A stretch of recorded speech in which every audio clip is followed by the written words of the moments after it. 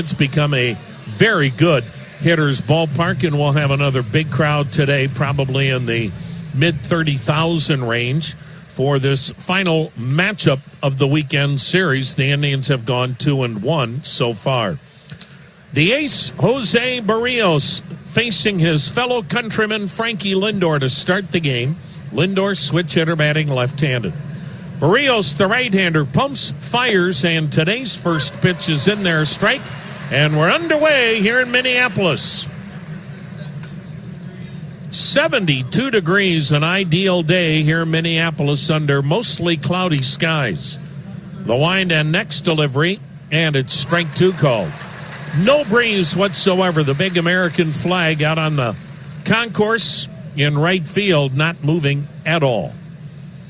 Berrios rocks into his delivery and the two-strike pitch. Swing and a high fly ball toward the line and left. Rosario is over, makes the catch. So Lindor now 3 for 13 this weekend. He came in ninth in the league in hitting at 300. That'll bring up Greg Allen. Oscar Mercado getting a well-deserved day off. And so Allen gives the Indians 6 left-handed hitters in the lineup. And, of course, the Indians feature 4 different switch hitters, including Greg Allen. He'll bat left-handed with a .246 batting mark, couple of homers, 17 ribbies. Berrios works third base side of the rubber in his full delivery. The pitch, and Allen takes a strike. Eddie Rosario is in left, Max Kepler in center, Marwin Gonzalez in right, C.J. Cron at first, Jonathan Schoop at second, Jorge Polanco at short, Miguel Sano at third, and Mitch Garver catching. Allen drives one high, drives it deep, way out of here into the upper deck in right, and the Indians take a 1-0 lead. Greg Allen gets his third home run, all of them left-handed. And boy, folks, he got all of it. Into the second deck in right field, and the Indians have a 1-0 lead. And Greg Allen hitting the ball that normally is reserved for big left-handed power hitters. That jumped out of here. So Jose Berrios has given up 19 home runs on the year. Here's Carlos Santana. He's hit 27 homers in his career against the Twins. The pitch to him and a backdoor curve is low, ball one. Berrios features a mid-90s fastball. That pitch down low, 2-0. He'll also throw the sinker, the curve, and the changeup. And my goodness, Greg Allen, we are told, hit his home run 439 feet into the second deck in right. The very edge of that second deck. The pitch, and he went off speed and he missed outside, and the count 3-0. Well, that may have rattled Berrios. He is coming off the worst start of his major league career, and the Indians trying to continue those woes here today. The wind and pitch, and it's in there, 3-1. The Atlanta Braves battered Jose Berrios for 9 runs in his start against Atlanta last week. Here's the wind, and 3-1. Santana takes ball 4. Missed outside, so Berrios got Frankie Lindor in 3 pitches. Greg Allen takes one to the second deck in right field, and then he walks Carlos Santana on 5 pitches.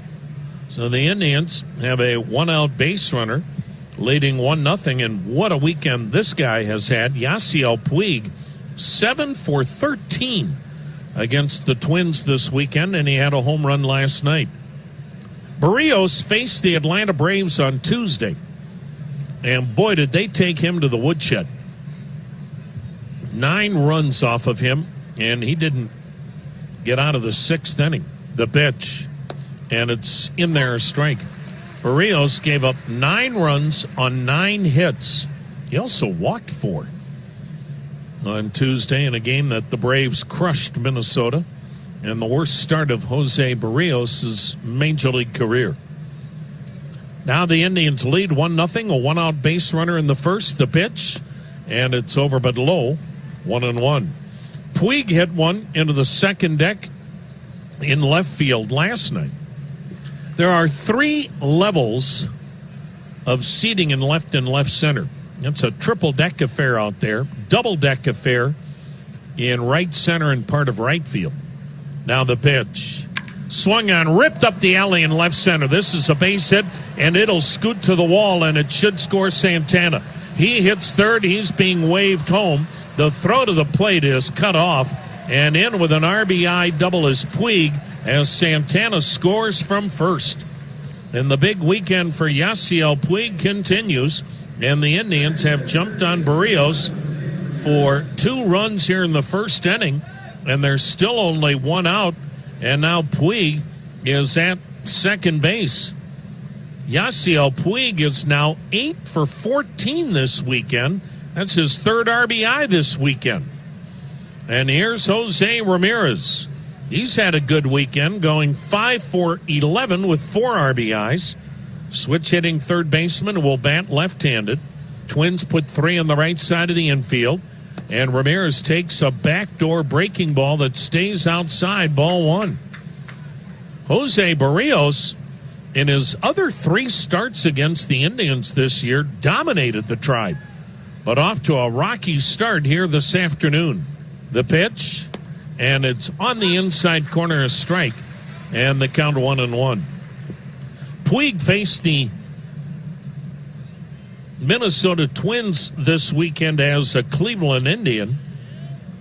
He has faced the Twins in the past when he was with the Dodgers and Reds. Now the 1-1, and it's down at the knees, a strike 1 and 2.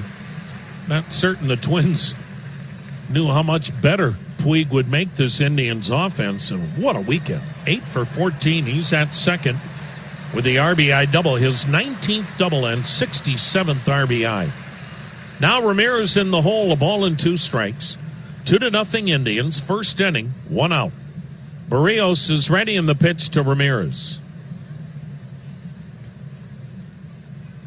Swing and a foul back. We'll do it again at 1-2.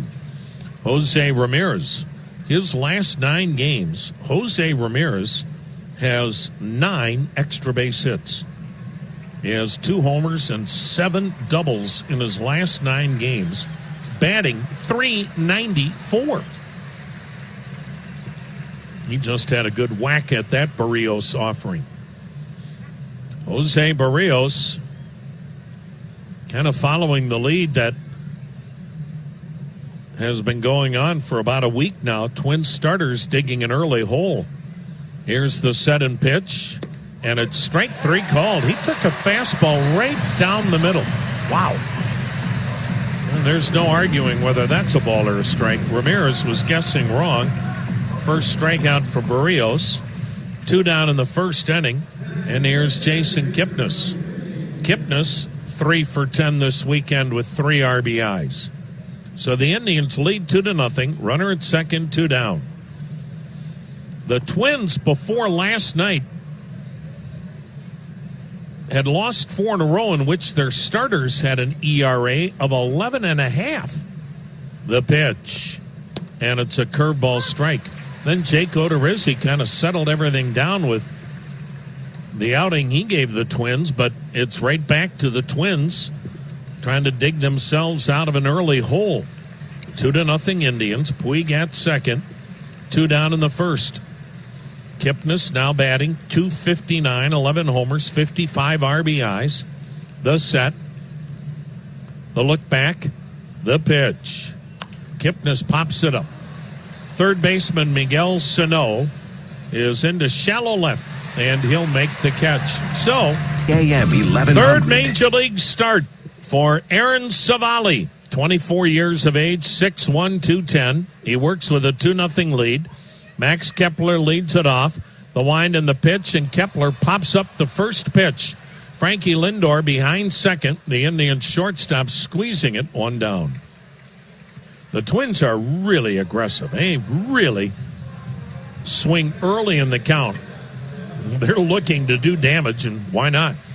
228 home runs for the Twins, most in baseball. They're on pace to hit 315 home runs. The most ever, 267. That record was set a year ago by the Yanks. Here's Jorge Polanco, switch hitter at short. He'll swing it left-handed, and he looks at ball one outside. Savali, a command guy. It's all about hitting his spots, keeping the hitter off balance. He delivers, and it's a fastball strike. He's not going to blow you away. Low 90s fastball, but he can also sink it, cut it, curve, slider, and changeup. And he has great poise. Now the wind and the 1-1. Swing and a miss. 1-2. Savali in his 2 major league starts has won 1, lost 1, and given up 1 run. That's about as good as you can be. ERA 0.75 in 2 major league starts. Now the 1-2. Swing and a foul back. We'll do it again. His 2 starts have been against Detroit back in June, and then he faced the Texas Rangers back on Monday. And that's when he suffered the loss, but hard to blame him for that ball game. He got beat by Texas 1-0. Gave up 1 run on 3 hits in 6 innings. That fastball swung on and missed. He elevated it, and he got him to chase. And Polanco out number 2 in the inning and strikeout number 1. That'll bring up Miguel Sano. The Indians have Tyler Naquin in left field today. Greg Allen in center. Yasiel Puig in right. Carlos Santana, the only guy on the first base side of the infield. The others go to the left side. Jason Kipnis, Frankie Lindor, and Jose Ramirez. The catcher today, Kevin Plawecki. Savali's pitch up high, ball 1 to Sano. Sano 1 for 9 this weekend, hitting third now with the injury to Nelson Cruz. Tribe leads 2-0. The pitch sails high, 2-0. 2-0 Indians. First inning, 2 outs, nobody on. Sano missed the first 6 weeks. Didn't get back into the lineup until mid-May. Had a very serious cut on his right heel, and it just wouldn't heal. No pun intended. That pitch, in there, a strike on a fastball. 2-1. Twins, third in the league in runs scored. They're averaging almost 6 a game. Now the 2-1. Swing and a miss, 2-2. Twins lead the league in homers. They're second in the league in doubles. So a 2-0 deficit is nothing for Minnesota to overcome. That's why Savali's got to be on his game. Fastball is high, full count. Aaron Savali, 24 years of age, 6'1", 210. Connecticut native who went to Northeastern University in Boston. Now the payoff to Sano. Fouled it back, did Sano, and the count stays full. Savali, this year, primarily spent in the minor leagues. Started in Double-A Akron, then moved up to Triple-A Columbus. So he and Zach Plesac have been on that same train to the big leagues. Now the payoff, fouled upstairs by Sano, will do it again. In Double-A Akron and Triple-A Columbus, Aaron Savali made 13 starts, was 7-1 with a 2.35 ERA. He averaged a strikeout an inning, and he only walked 15 batters in 13 starts. Amazing what you can do when you throw strikes. Now the 3-2. Swung on a weak ground ball to short. Lindor gobbles it up, throws over, inning over. And Aaron Savali cruises through a 1-2. Franmil Reyes DHing today will lead off the Indians' second. 2-0 Tribe. He checks on a fastball in.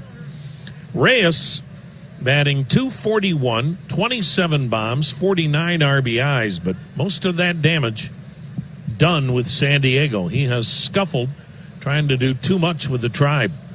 He checks the swing and fouls it off. And the count 1-1 strike. With the Indians, Reyes has gone 3 for 32. And manager Terry Francona just feels like if he can just try not to do too much, he'll be fine. The pitch, and he got jammed and floats one into shallow center. Kepler coming a long way. Had to make the running catch, and he almost bobbled that ball. So Reyes is out number 1. That'll bring up Tyler Naquin. He's scuffling a little bit in a 3-for-24 slide. Tribe with a 2-0 lead.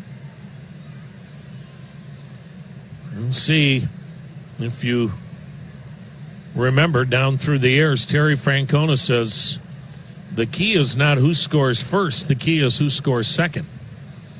Can the Indians, who scored first, now score second and really keep momentum away from the Twins?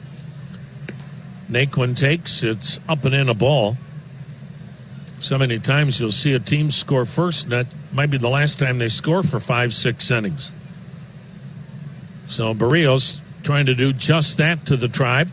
The ace delivers, and Naquin fouling it out of play off to the left. And the count 1-1.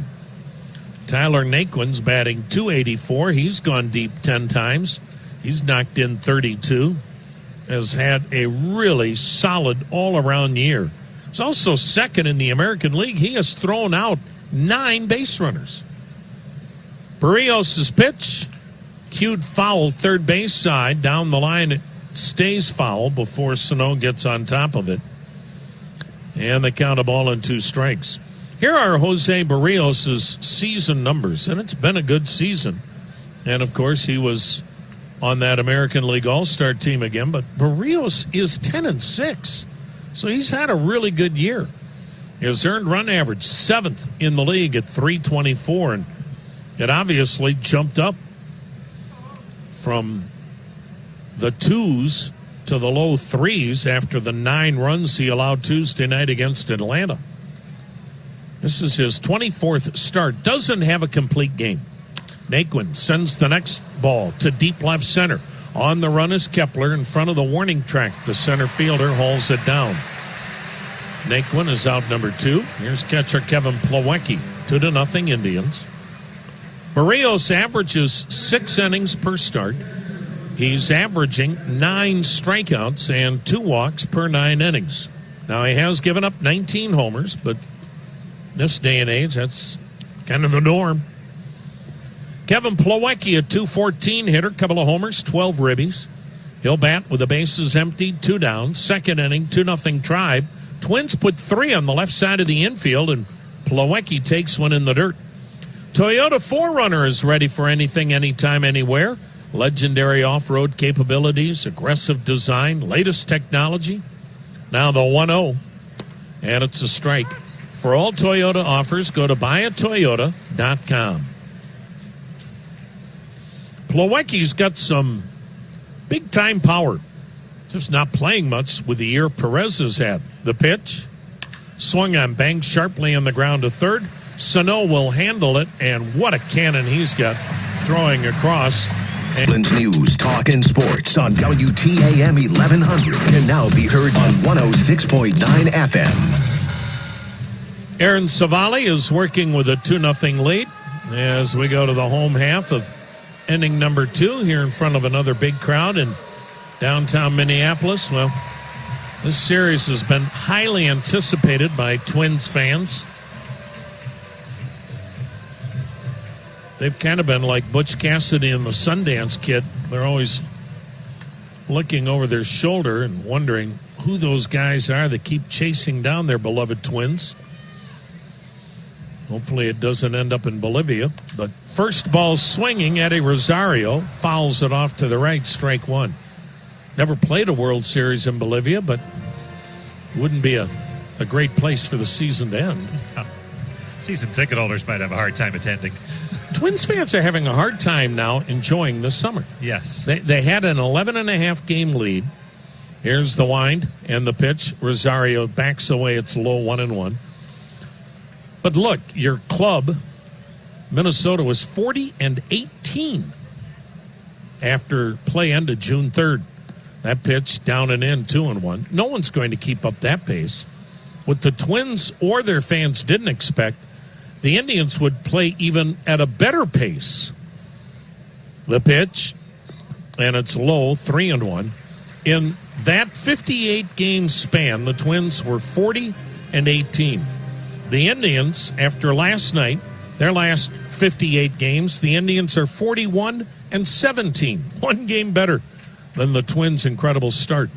Payoff pitch, hit foul off to the left. We'll do it at 3-2 again. And so you sit there as a Twins fan, first week in June, and you're already thinking about October.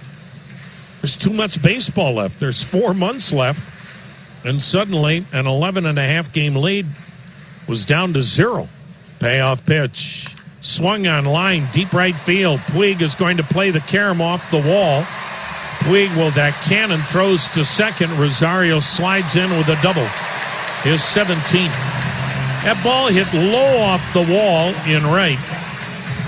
And Rosario with a leadoff double. And now the tying run to the plate and catcher Mitch Garver. Now the Twins are back up with a 1-game lead, but all you have heard this weekend is Twins fans bemoaning how the club has blown it, that they're just in a total collapse. And yet, while the Indians have gone on an incredible run, 41-17, the Twins have still played above 500. They're 31-28 during the span that the Indians were 41-17. Here's catcher Mitch Garver. The pitch to him is in there, a strike. So it's not like the Twins suddenly were winning a third of their games. They were still 3 games above 500. It's just the Indians have just been incredibly hot for the last 2 months and 1 week. Here is the set by Savali. And the 0-1 pitch to the Twins catcher, having a career year.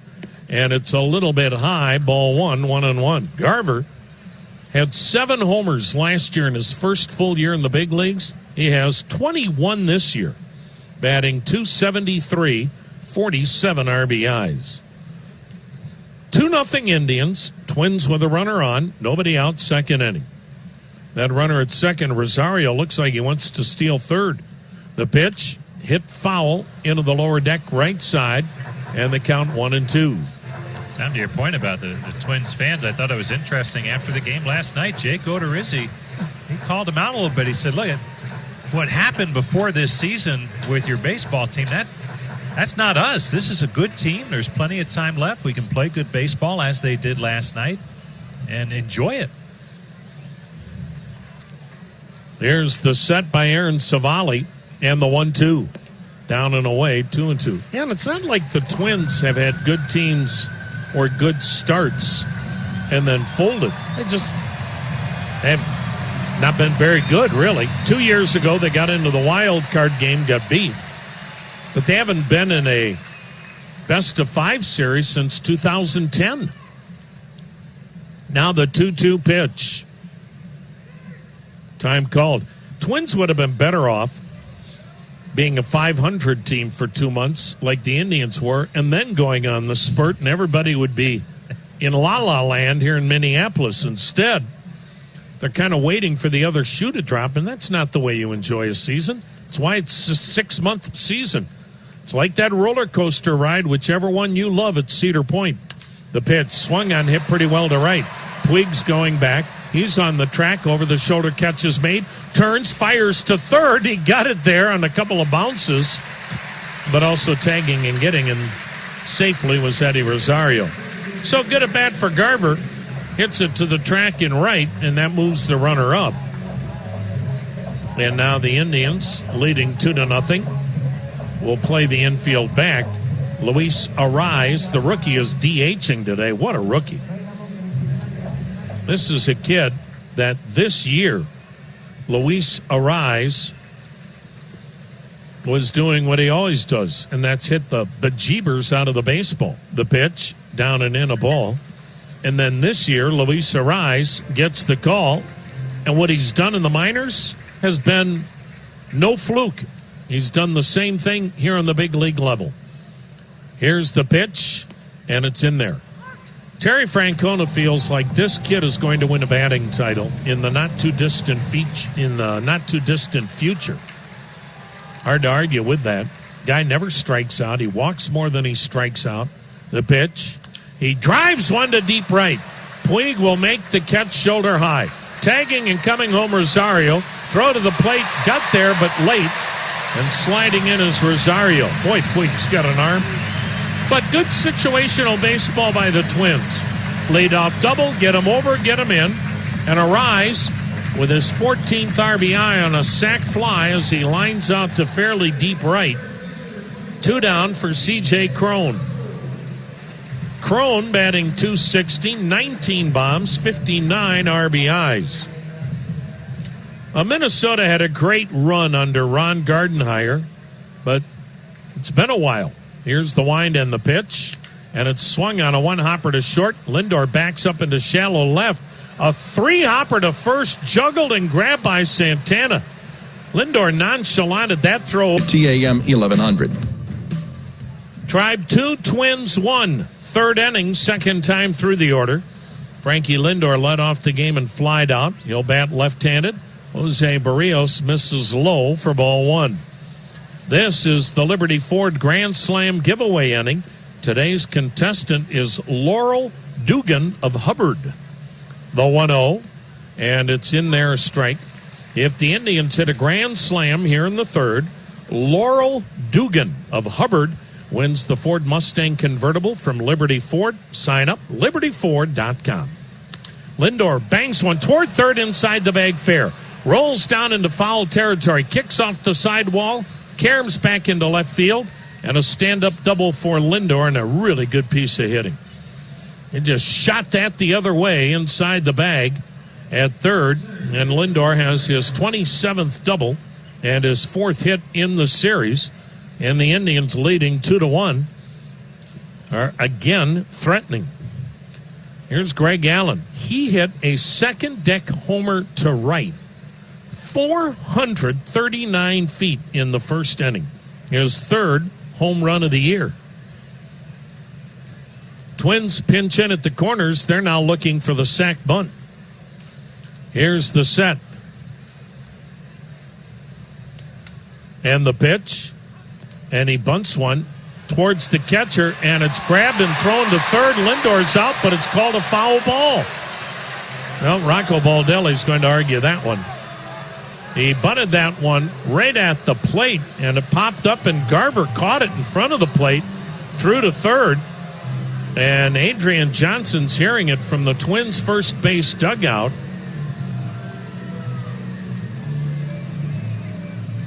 Evidently, I don't know if Baldelli was arguing whether or not that hit Allen. Hard to tell on the replay, but Adrian Johnson must have said it hit Allen in the batter's box. Otherwise, it would have been a fair ball. Home plate is fair. Twins again up at first and third. Lindor's at second. Nobody out. Third inning. Tribe up 2-1. The set. The pitch. Nope. Instead of turn, but no throw to second. Now, Indians hitters, if they're bunting like this in the third inning, they're bunting on their own. Terry Francona's advice always to the hitter in a scenario like this is, hey, do whatever you feel you need to do to get the runner to third. If you can do it swinging away, go for it. The pitch. He swings and sends one high in the air to right, but not deep enough to advance Lindor. And the right fielder Gonzalez in to grab it. So Allen can't get Lindor over. One down. Here's Carlos Santana, the switch hitter, batting left-handed. So that's a big out for Barrios, keeping Lindor at second. Santana walked his first time up. Dunkin's Donuts DD Perks.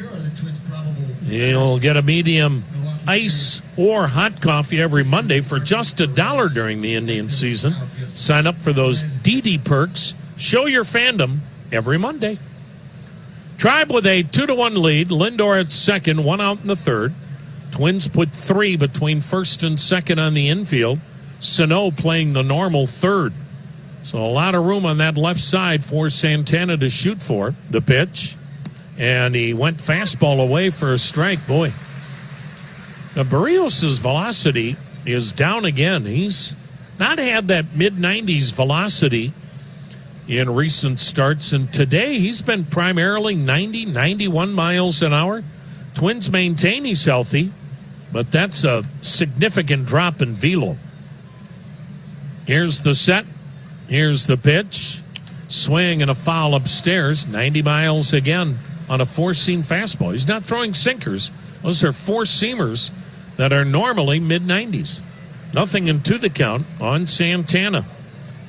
Now, Barrios, it's not like he's not done this before. He has certainly had a pretty good workload in the past. 192 innings last year and 32 starts. He was 12-11 a year ago with a 3.84 ERA. And again, he's only 25, so surprising the significant drop in velocity that Barrios has had in recent outings. He checks second, and he comes to the plate, and he missed inside, and the count 1-2.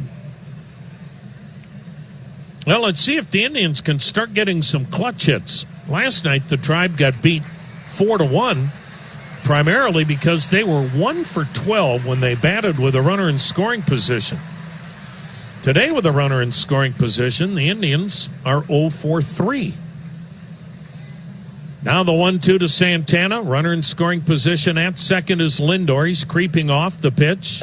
Checked on a breaking ball low. And the count 2 balls, 2 strikes. Barrios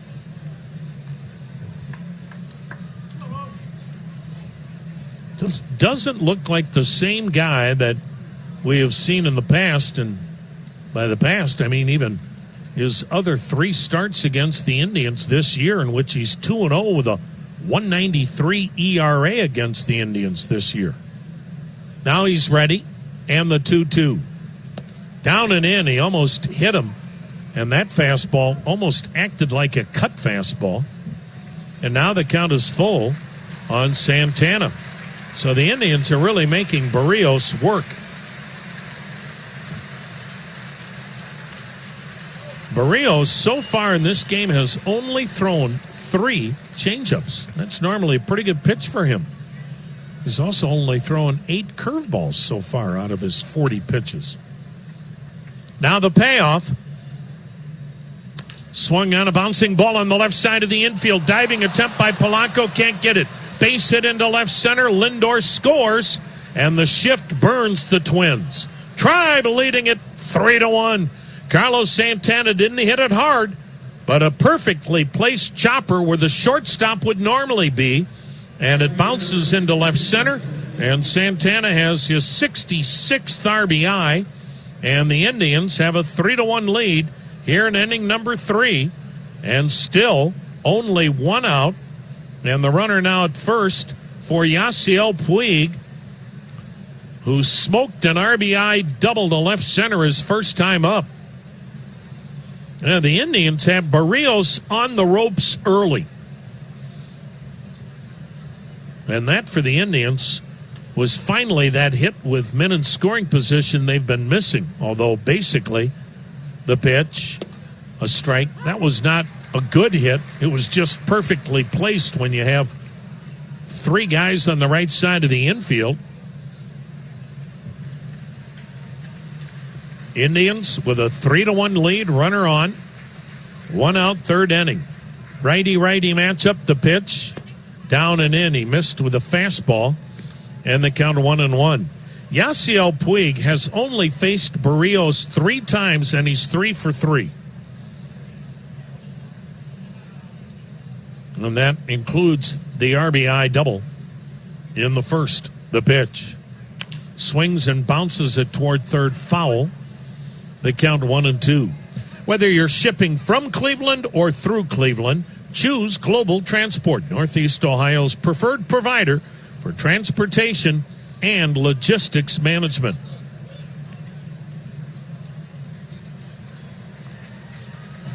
So Barrios had a 10-pitch second inning. He's already made 13 this inning, and there's only 1 out. Outfield spread out, fairly deep for Puig. The pitch to him. Up and in, leans him back, and he staggers back out of the box. And the count on Yasiel Puig, 2-2. 1 out, 1 on, a run in, 3-1 Cleveland, third inning. Indians are back here in a couple of weeks to play the Twins again. So, still, after this game today, 2 more series, 1 in Cleveland, 1 here in the Twin Cities. Now the 2-2.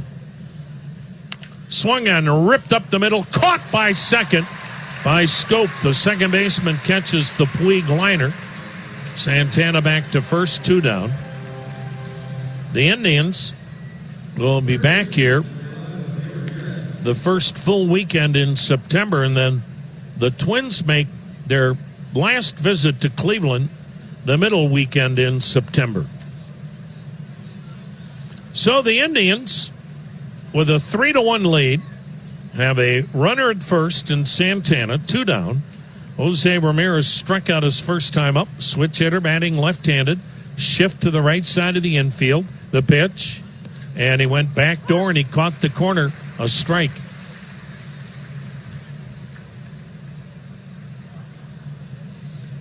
You talk about irony.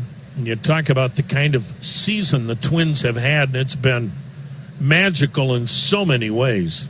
The pitch. Swing and a miss. Pulled the string. Good changeup. 0-2. The Twins have been in first place every day of the season except for 12 days. The Indians have been in first place a total of 12 days here in 2019. They can make it 13 with a win today and tie the Twins for the top spot. Now the 0-2. Swing and a foul back. Still 0-2. And even though the Twins have pretty much owned first place in 2019, all that is going to matter is who is on the top of the leaderboard September 29th. Now the 2-strike pitch. Swing and a jam job rolled on the right side. The shortstop has it, and firing it to first is Polanco to get Ramirez. So the Indians made Barrios make 20 pitches. TAM 1100. The Indians have a 3-1 lead. Bottom of the third, the number 8 hitter, Marwin Gonzalez, in right field today. Switch hitter batting left-handed. Twins getting their first ever look at Aaron Savali, who kicks and fires. And it's swung on, fouled at the plate. Let's take a 10-second ID on the Cleveland Clinic, Indians Radio Network.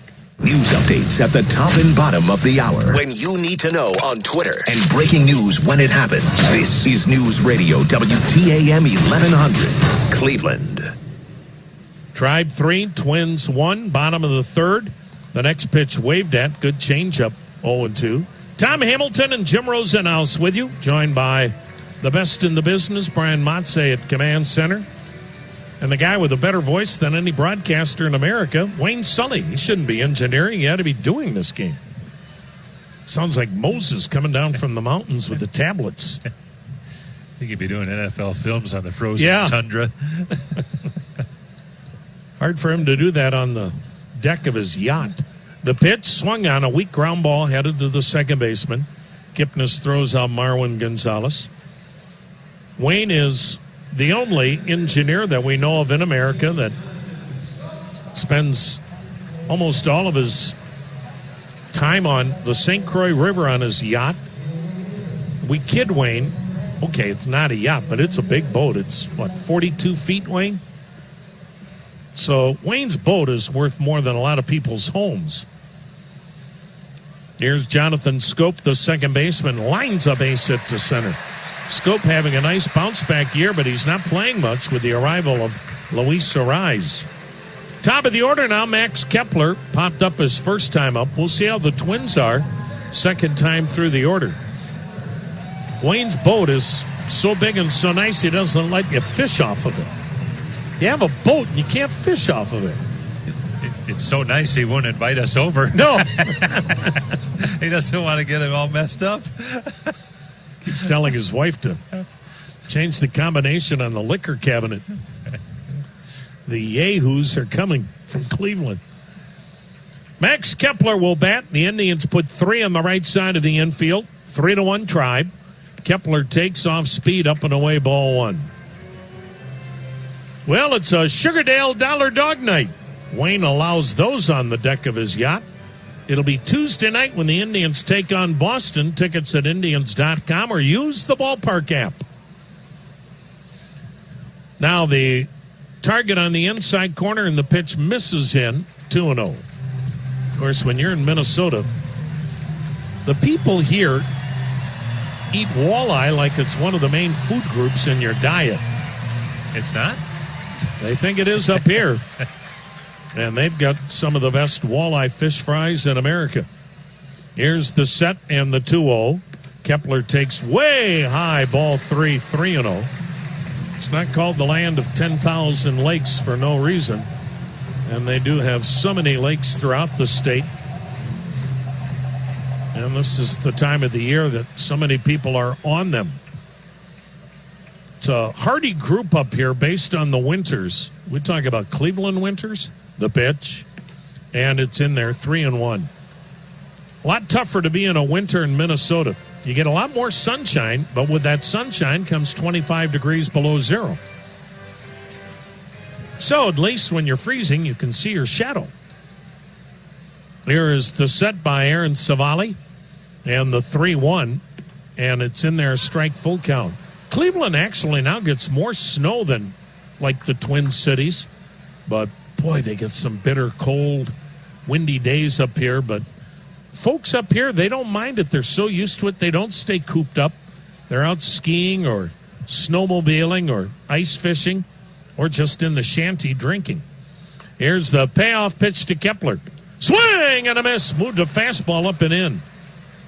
So Kepler is a strikeout victim for the second out, second strikeout. Wayne used to tell his mom and dad, yeah, I'm going out to the shanty to ice fish. And then they realized when he never had a tip up or any kind of fishing equipment, Wayne was out in the ice shanty for a reason. It wasn't fishing. Got to stay warm somehow. Yeah. Son, don't you need to put a hole in the ice to have any hopes of catching something? Here's Jorge Polanco. Tribe up 3-1. He cuts and misses, strike 1. Ice fishing still big up here, Wayne? It is. Yep. Man.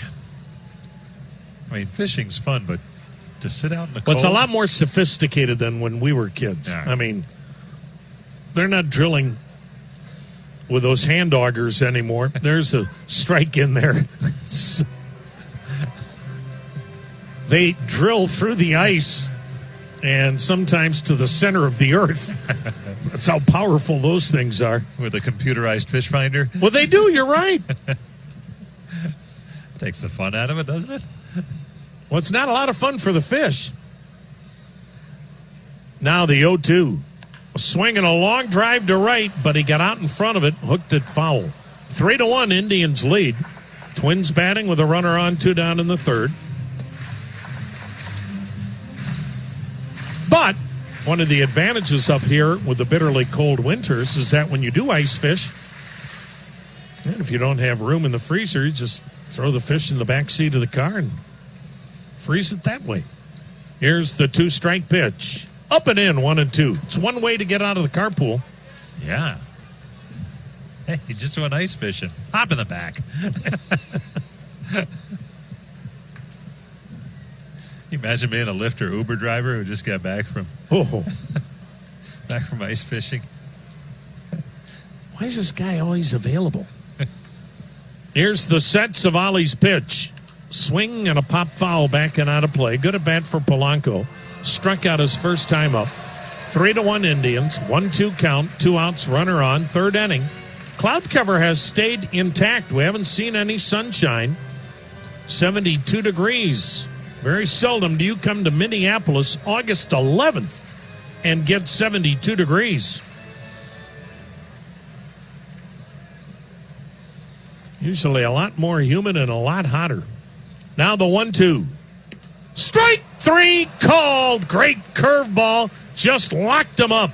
So Aaron Savali strikes here at Target Field in Minneapolis. Jason Kipnis leads it off, facing Jose Barrios. And the right-hander fires a fastball on the outside corner for a strike. Kipnis popped to third his first time up. Berrios into the windup, and here comes his pitch. Swung on, popped up, foul again. Third base side, out of play. And quickly it's 0-2 on Kipnis. Indians have 3 runs on 4 hits. 1 run on 2 base hits for the Twins.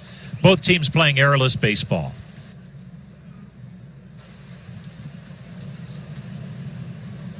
Now Berrios into the line, the 0-2. Outside and high, 1-2. Jim Rosenhaus along with Tom Hamilton on an overcast Sunday afternoon in Minneapolis. Wayne Selly, our engineer here in the booth, off the boat in the booth. And Brian Matze back home at Command Center. Next pitch down low to Kipnis. 2-2 the count. Franmil Reyes is next, then Tyler Naquin for the Indians. A win today. They're back in a first-place tie with the Twins, and they will have taken 3 out of 4 from Minnesota this weekend. Off to a good start today are the Indians. The 2-2 pitch. Breaking ball down low. 3-2 the count on Kipnis. And again, Jose Berrios with the velocity down a little bit, so not quite as much swing and miss that we've seen in his prior 3 starts against the Indians. He struck out 10 on opening day in a really good effort with 7 2/3 scoreless innings that day. Frigid afternoon here in Minneapolis back in late March. Kipnis swings and pops one up foul and out of play again. When he faced them in Cleveland, Berrios, back on June the 6th, he allowed just 1 run in 6 innings. And then last time a no decision against the Indians in mid-July, allowing 3 runs in 5 innings of work. Now his payoff pitch. Swung on, and there's a high fly ball to left center. Tracking it, the left fielder Rosario, who makes the catch. So 1 down, and Franmil Reyes will step in. Go to MyPillow.com, click the radio listener special tab, use the promo code TRIBE, and you'll receive a special offer. That's MyPillow.com, promo code TRIBE.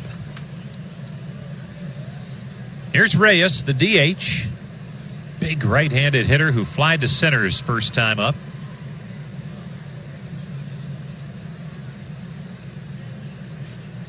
Berrios lets it fly. Swung on and fouled back into the net. Reyes had an RBI double early to put the Indians on the board in Friday night's win, and he was saying after that game he just trying to relax a little bit. He admitted it's been a challenge for him these first 2 weeks with the Indians, but certainly a key base hit for him that night helps. Long way to go, but trying to take the positives. Here's the 0-1. Swung on, and there's a chopper to short. Charging. Polanco, he gloves and throws on the run in time to retire Reyes. 2 up, 2 down for the Indians here in the 4th inning. Time for the Cleveland Clinic Caregiver Shout Out. Good folks at the clinic want to thank all the caregivers who have made Cleveland Clinic the #1 hospital in Ohio once again. Here's Tyler Naquin. Naquin fly to center first time up. 2 outs, base is empty. 3-1. Tribe leading it. Here at Target Field with another good crowd on hand. Boy, this might be the largest of the 4 games so far, and they've had some near sellouts. Here's the pitch. Strike called on the inside corner. In fact, the Twins in general, after the weather warmed up, people jumped on board with a team playing well. 26 of their last 31 home games, they've drawn over 30,000 fans. Here's the 0-1. Swung on, ripped foul over to the Twins dugout on the first base side. 0-2 the count on Naquin. But early in the year, it was chilly. A couple of rough seasons for the Twins. Fans not quite buying in. They were doing some promotions to try and get fans to come out, but now they're buying tickets by the boatload, especially for this series, the key series so far this season for both teams. 0-2 the count on Naquin. Rios is into the wind. Here comes his pitch. Fastball up high. 1-2 the count. Velocity, that last fastball, 92. So not that far off of what he normally is, but enough to be noticeable, especially considering the runs he's allowed in his last 2 starts. Now the 1-2 pitch. Did he check it? The pitch was outside. No, he went too far. They made the appeal to Tom Woodring, the third base umpire. Naquin doesn't like it, but he... Tomorrow morning from 9 to 10. We're a celebrity. On WTAM 1100. Tribe up 3-1. Miguel Sano, the big third baseman for the Twins. Right-handed batter steps in. Aaron Savali back to work, and his pitch is swung on and missed. Strike 1. It looked like a good fastball with some heavy sink to it, darting low and in, and that's the name of the game for Savali. He gets good movement on his pitches. Keeps the ball off the barrel of the bat, and there's a chopper foul to the third base coach. Nice play over there by Twins third base coach Tony Diaz. So quickly 0-2 on Sano, but Savali really works the corners. Gets good break on his breaking stuff, obviously, but also his fastball. Good movement. Here's the 0-2. Just a bit outside and high. Tried to slip the fastball by him on the corner. Just missed. 1-2 the count on Sano. He chopped to short his first time up. The pitch. Breaking ball. Pulled foul past the Indians' dugout. Third base side, and we'll do it again on 1-2. It's that tough part of the lineup home run-wise.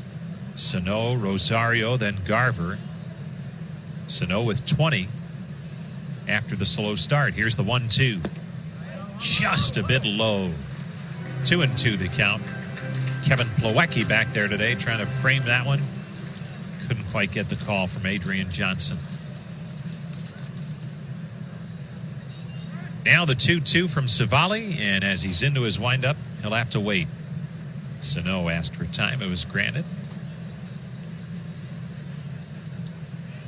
Now Savali refires, and here comes his pitch. Called strike 3. He poured a fastball right down the middle, and Sano took it. He's a strikeout victim. The 4th for Savali and the 3rd straight over the last 2 innings. We'll make that our Ohio Cat strikeout of the game.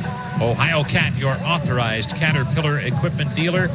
Check them out at ohiocat.com. They have all of your new, used, and rental equipment needs.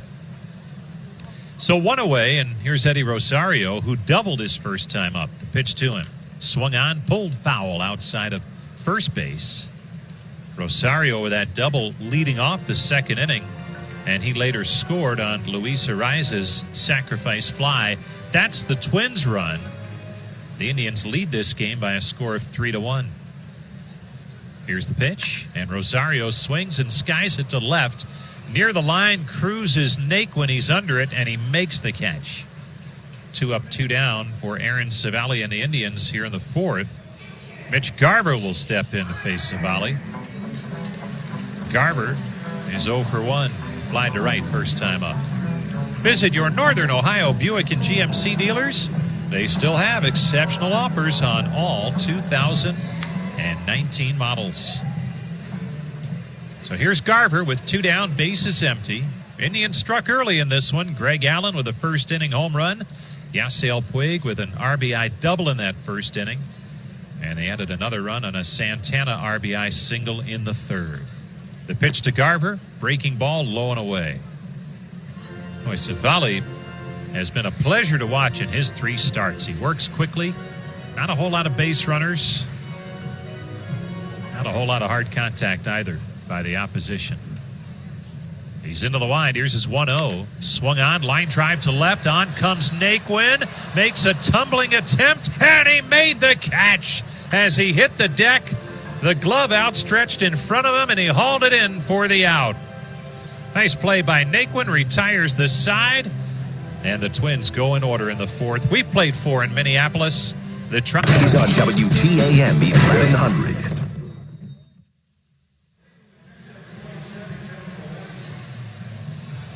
Power Power Home Solar is the official solar provider of the Indians. It's building a movement. Visit powerhome.com or text solar at 411-411. Power Home Solar. Own your power.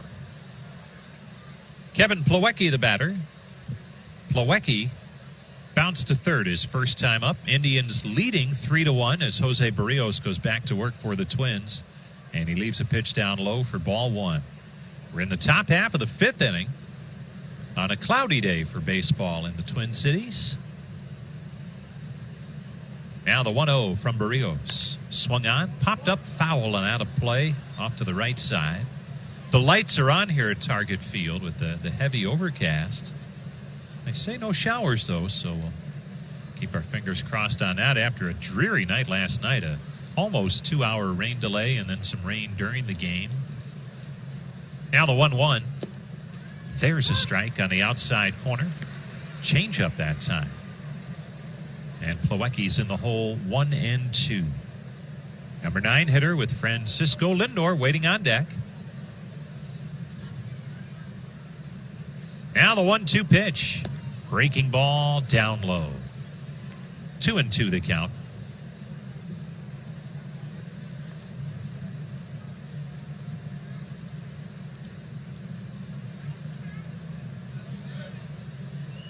Now the 2-2 pitch from Barrios. Swung on, ground ball into the shift. The second baseman backhands and fires onto first in time. Jonathan Scope was on the shortstop side of second, and the shift pays off for the Twins that time as Scope completes the play onto first base. One down, top of the lineup, Lindor steps in. Francisco Lindor 1 for 2 with a double and a run scored. Get you our injury report this half inning. Brought to you by Elk & Elk, a proud partner of the Indians. If an auto accident or medical malpractice caused you injury, call 1-800-ELK-OHIO. Here comes the pitch from Barrios. Breaking ball in there for a strike. Now, of course, all eyes will be on Corey Kluber when he pitches for Akron on Tuesday in his second rehab start on this rehab assignment. He's getting closer to pitching for the Indians. Here's the 0-1. Up high, 1-1. Dan Otero made another relief appearance for Columbus last night, a scoreless inning. And we'll see what the next course of action for the Tribe reliever is as he gets deeper into his rehab assignment. Now the 1-1. Swung on, foul back into the net. Bradley Zimmer is scheduled to be playing in games now out in Arizona as he's trying to come back from the shoulder woes of a year ago and some oblique issues this season. But some steps to be sure. He'll be DHing initially, then playing the outfield out in the Arizona Summer League. Now the 1-2 pitch. Swung on, and there's a high fly ball to left. Fairly deep, but room for Rosario, and he makes the catch shy of the warning track. So Lindor flies out to left, and that'll bring up Greg Allen. And the other injury of note for the Tribe, A.J. Cole, reliever, just going on the injured list last night with a shoulder issue. Hunter Wood is with the ball club and available.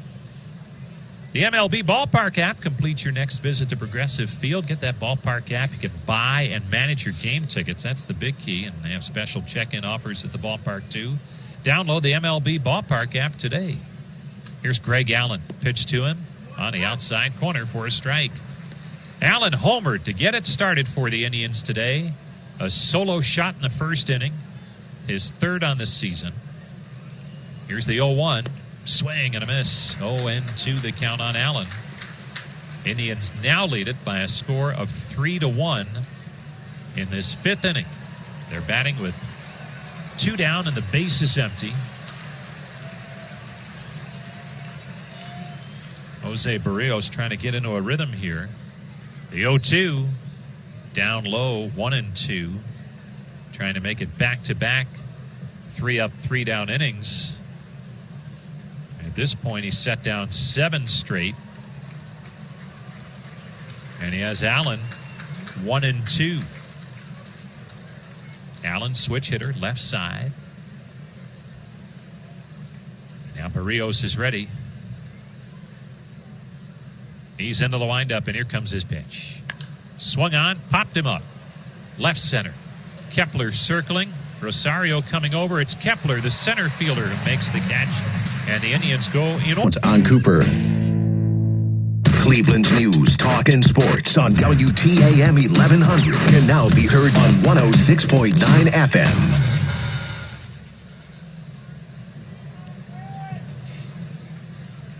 Aaron Civale back to work for the Indians, protecting a 3-1 lead as we head to the bottom of the fifth inning here in Minneapolis. Luis Arraez to lead things off, and he takes a pitch down low for ball one. Arraez drove in the lone run for the Twins with a sacrifice fly back in the second inning. Civale right back with a 1-0, and he pours one in there, a cutter that time, 1-1 the count. C.J. Cron is next, and then Marwin Gonzalez. Civale with the 1-1. Breaking ball, missed down low. 2-1. Boy, really changes speeds well. Such a foundation for his game. Here's the 2-1. Swung on, foul back, and out of play. Now, he was not in Major League camp. Started the season at Double-A late. So really, Civale was not on the radar at the beginning of the year, at least for most. Here's the 2-2. Swung on, and there's a high fly ball down the left field line, slicing foul. And hops into the seats. 2-2 the count on Arraez. But you look at his track record in the minor leagues for the Indians after being a third-round pick in June of 16 out of college. So a little bit further along than most just based on that. Here's the 2-2. Jaws missed inside. Tried to sneak the fastball by him on the corner at the knees. And it's 3-2 now on Arraez. And Civale really working fast. Here's the 3-2. Swung on, and there's a high fly ball to right. Puig is under it. Fading back, makes the catch. One down in the inning. Time for the Metro Toyota Drive to the next series. Next up for the Tribe, the opener of their 3-game series against Boston tomorrow night. A 7:10 first pitch. Hope to see you there. One of the last weeks where there's no school yet this summer, so bring the kids on down. The Red Sox in town tomorrow and Tuesday nights at 7:10, and day baseball Wednesday, a 1:10 first pitch Wednesday afternoon. C.J. Cron, the batter, takes a strike on the inside corner. Indians.com for your tickets or the ballpark app. Now the 0-1 to Cron. Fastball called strike 2. Boy, it just seems like Civale, the more success he has, the quicker he works, and before you know it, Twins hitters are down 0-2. Here's the pitch. Breaking ball low and away. 1-2 the count on Cron. Cron grounded to short his first time up. Here's Civale's 1-2 delivery. And a slider slips outside. 2-2. One out, bases empty. Indians 3, Twins 1. Here comes Civale's 2-2 pitch. Swung on, ground ball, right side, just past the diving attempt of the second base Kipnis into right field. As Kipnis tried to make that diving play, but could not come up with it. So a single with one out for C.J. Cron. And Marwin Gonzalez will step to the plate. Tribe season ticket holders, don't forget that, well, you can earn your Tribe Rewards bonus points just for listening. And we thank you for that. Go to triberewards.com/codes. The radio code today is Robinson. Robinson is the radio code. triberewards.com/codes. Here's the pitch to Gonzalez. Strike called on the inside corner. Indians leading by 2. Gonzalez bounced to second his first time up. He slowed a bit in August, batting .233 for the month, but a noted threat to the Indians from his days with the Astros. He hit a home run here last night. Always dangerous, Marwin Gonzalez. Cron at first. Civale delivers. There's a swing and a foul at home plate. Chopped that one foul over to his own on-deck circle. So the Indians and Red Sox get it going tomorrow night at home. That's just a 3-game homestand. Indians right now in the midst of 17 out of 23 on the road, which has been okay. They've won 13 of their last 16 away from home. Here's the 0-2. Inside, just missed. 1-2 the count. A great break on that slider from Aaron Civale. It moves a bunch. By that time, Gonzalez laid off.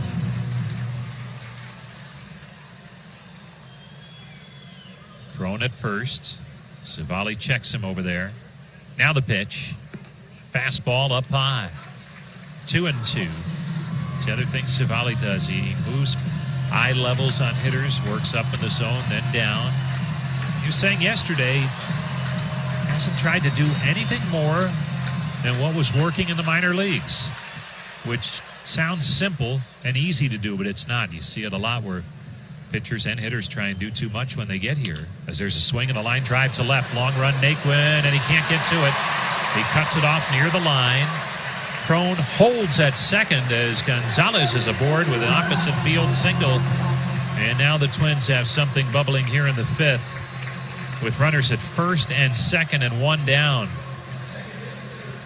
Jonathan Schoop will step in. Schoop singled his first time up. Indians leading 3-1, but the Twins are threatening. Dominion Energy would like to remind you, whether you're an individual or contractor, state law requires that you call 811 before you dig. To have those underground utilities marked, it's simple and free. Dial 811. Here's the pitch to Schoop. Breaking ball outside corner, strike one. Been a decent season for Schoop with the 16 home runs and 44 runs driven in. The longtime Baltimore Oriole, who spent some time with the Brewers last year, now here in Minneapolis. The 0-1. Up high, 1-1. But despite those numbers, he has seen his playing time cut in the second half due to the emergence of Luis Arraez. Now the 1-1. Swung on, popped him up on the infield. First base side of the infield. Santana is under it. Infield fly rule in effect, and Santana did make the catch anyway. Schoop retired. 2 down in the inning. Top of the lineup, and the dangerous Max Kepler will step in. MGM Northfield Park is giving away 11 amazing gifts during the Ultimate Summer Gift Giveaway this month. Visit on Mondays, Thursdays, and Saturdays in August to claim each gift. MGM Northfield Park, Las Vegas, is in Northeast Ohio. So here's Kepler, 0 for 2. 2 on, 2 gone. The pitch. Swing and a miss, strike one. Kepler has popped to short and struck out. But bear in mind, he's hit 9 home runs in his last 19 games. 32 on the season, including one last night. A rocket to the opposite field into the flower beds just above the wall. Here's the 0-1. Breaking ball. Outside, 1-1. They have those flower beds right in front of the front row of seats in left and left center. And then in that little section that juts out from the 23-foot high wall and right, flower beds up there too. So you always know when a home run is hit. Now the 1-1, swung on, fouled back. Like he left a breaking ball or something off speed up that time, but Kepler swung under it.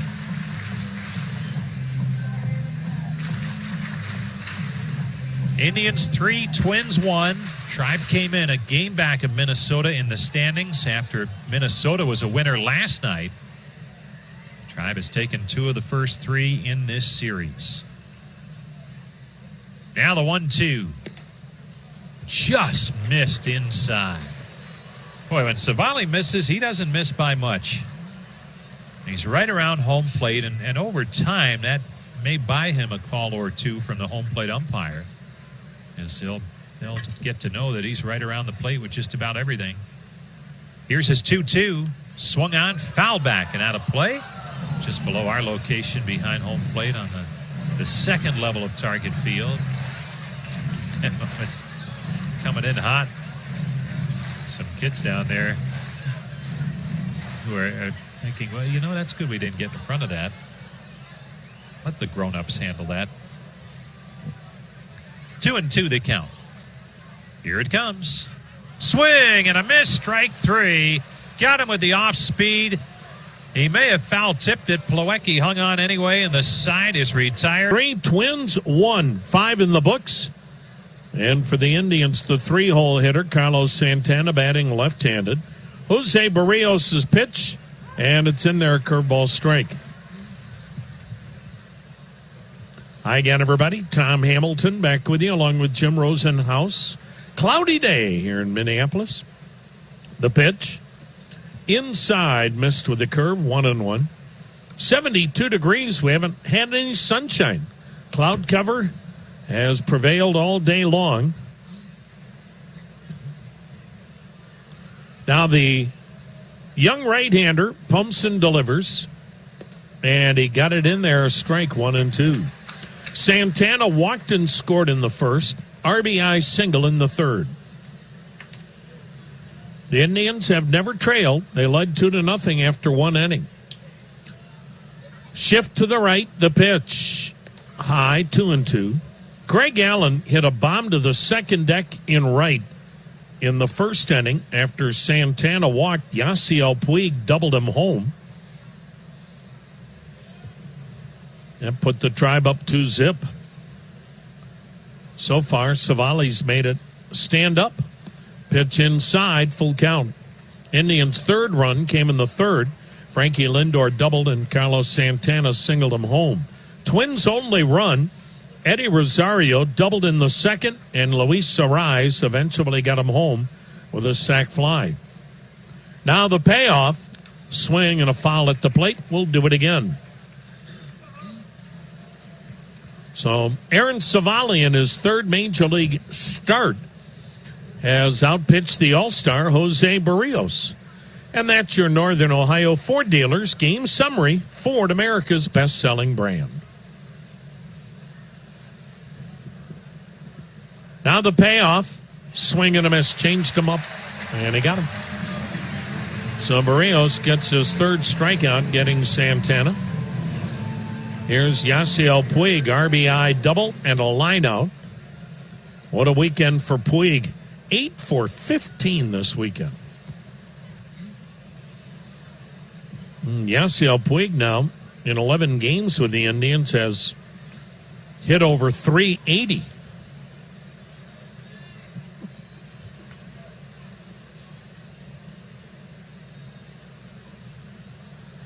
Righty-righty matchup. Barrios' pitch. It's low, ball 1.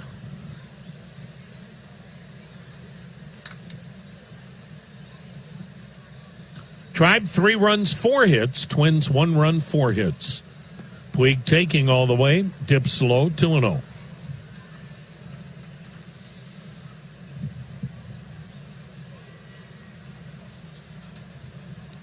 Barrios, a first-round pick in 2012. That year, the Twins had 2 first-round picks, and they hit the jackpot on both of them.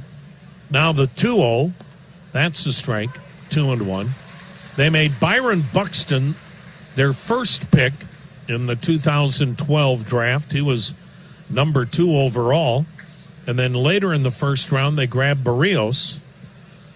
Buxton, of course, is hurt, but boy, the Twins landed terrific picks in the first round that draft.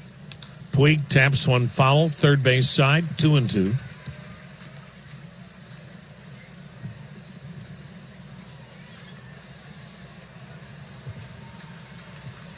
When Barrios went with the 32nd pick in the first round, he became the highest drafted pitcher in the history of Puerto Rico. Now the 2-2. Swing and a miss. Got him. Puig down swinging. 4 strikeouts for Barrios. 2 down in the 6th. Now the batter, Jose Ramirez, strikeout, ground out. He'll swing it left-handed. Jose Barrios.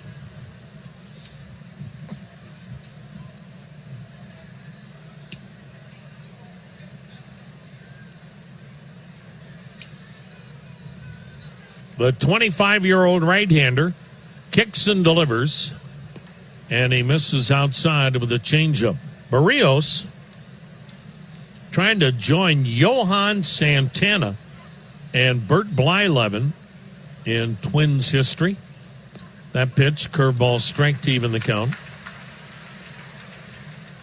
Only Santana and Blyleven have recorded 200-plus strikeouts and a sub-ERA of 3.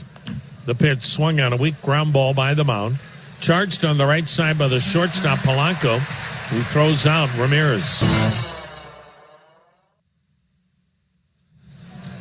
The number 2 hitter, Jorge Polanco, leads off. Indians with a 3-1 lead. Aaron Savali nails the inside corner as Polanco jumped back. Twice Polanco has struck out swinging and looking. Switch hitter batting left-handed. The righty's pitch is outside. Changeup missed, 1-1. Tribe with a 3-1 lead. Twins batting 6th inning. Savali kicks, fires, and missed upstairs with a curveball, 2-1. Savali started the inning with 81 pitches. He has struck out 5, has not walked a batter. He delivers, and it's waved at. Another good off-speed pitch. And the count 2-2. Indians baseball brought to you by Everstream, Cleveland's business fiber network. Whether it's Ethernet, high speed, dark fiber, data storage, Everstream with your data needs, everstream.net. Now the wind and the 2-2. Swing and a pop-up.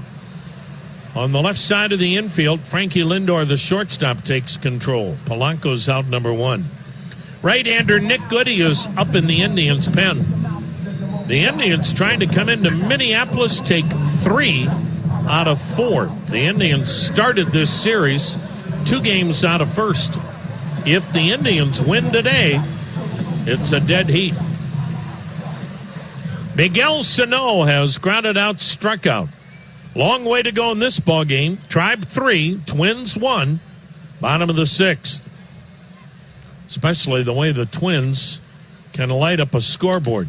Sano hits this one high. Fairly deep, but playable to left center. Caught by the left fielder, Naquin. 2 down. Here's Eddie Rosario. 1 for 2 with a double.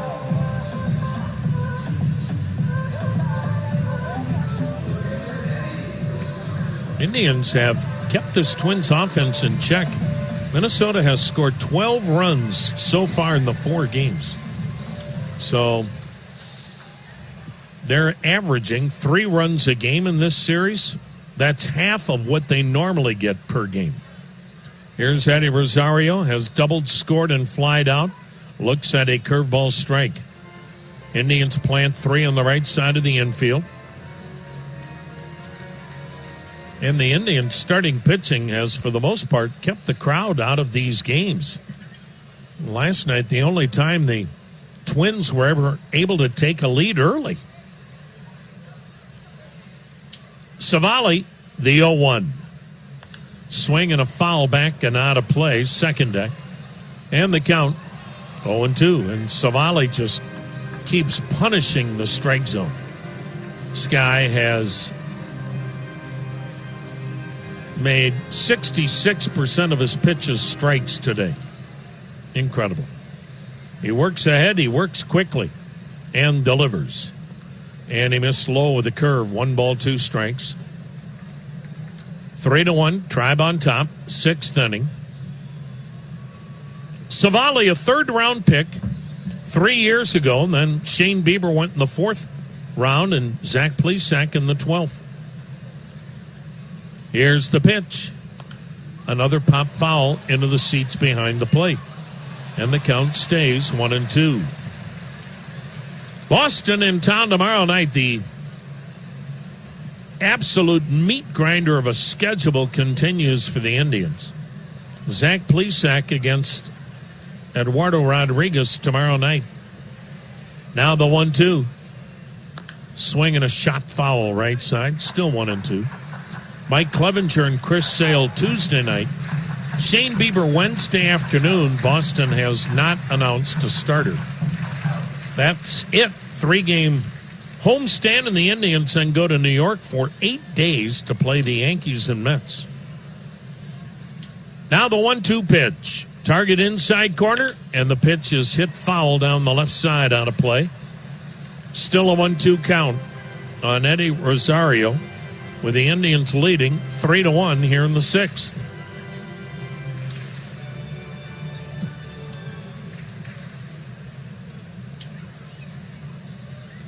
Savali's next delivery, up and in.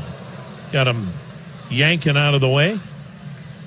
2 balls, 2 strikes. This is, in all likelihood, Savali's last inning. He's at 94 pitches. He's done his job. Now the pitch. And it's hit high in the air to shallow left. Naquin is coming in, and Aaron Savali has been magnificent. 3-1 Indians, 7th inning. Jason Kipnis, a pop-up, a fly out. Jose Barrios' pitch is swung on and ripped to right field, a base hit. So the Indians get their first hit since the 3rd. After that hit in the 3rd inning, Jose Barrios set down 11 in a row. That'll bring up Franmil Reyes. The DH has flied out, grounded out. Indians trying to open this up a little bit. Cleveland, 3 runs, 5 hits, no errors, 2 left. Minnesota, 1 run, 4 hits, no errors, 3 stranded. Righty-righty confrontation. Reyes in a 1-for-26 slide. He takes curveball strike.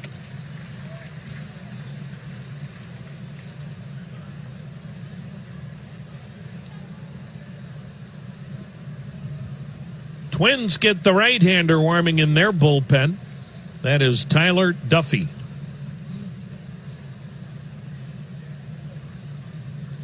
Barrios is ready. Here it comes. Swing and a miss, went back to the curve. 0-2.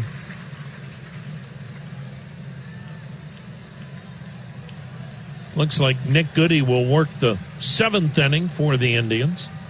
Tribe leading it 3-1.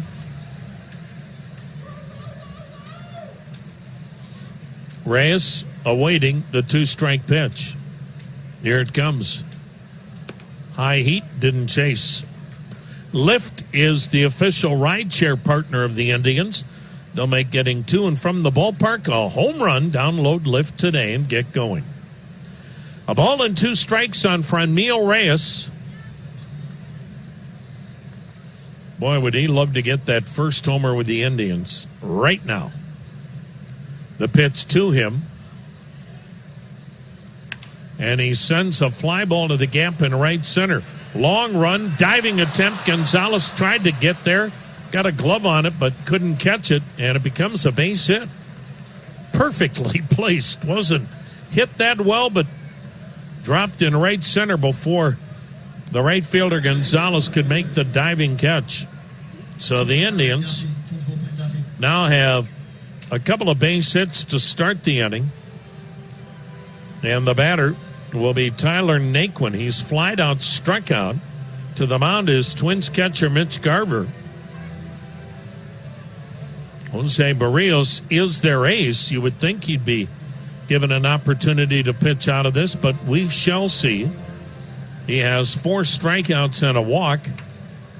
Sure seems like a stalling tactic. And now it's going to end that little mini conference.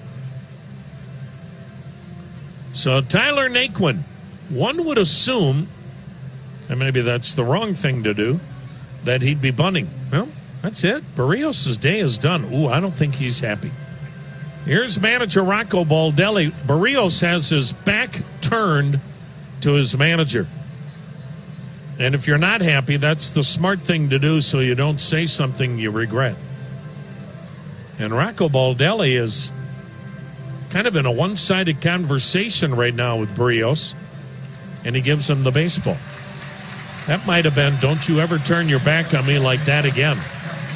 All righty, we've got a call to the bullpen brought to you by Cleveland Clinic. 3-1 Indians. Well, the Twins are going to go to Tyler Duffy. And let's see if Naquin's bunting. He's very good at getting the bunt down, if that is his mission here. 7th inning. The Indians have the lead by a score of 3-1. They have Kipnis at second, Reyes at first, nobody out. Duffy fastball knuckle curve change. Twins are up at the corners looking for the bunt. The pitch, Naquin bunts it in the air, foul, caught by the catcher, Garver. Wow. Well, you just can't do that.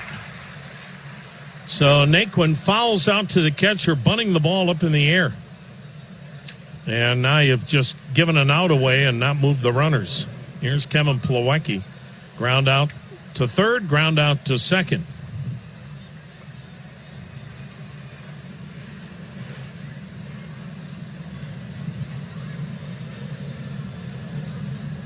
Indians lead 3-1. Jose Berrios ends up going 6 innings today, giving up 3 runs on 6 hits, struck out 4, walked 1. Plawecki takes low ball 1. He is responsible for the 2-men aboard. Meanwhile, Tyler Duffy, in 37 previous appearances, a win, a loss, 3.29 ERA, 49 strikeouts in 38 innings. That pitch, and he went down and away and missed with it. And the count 2-0. The outfield playing the Indians' right-handed catcher the other way toward the right. Kipnis and Reyes back-to-back singles. They're the runners with 1 down. 7th inning, Indians up a pair. The pitch, and Plawecki fouls it back and out of play. And the count goes to 2 balls and a strike.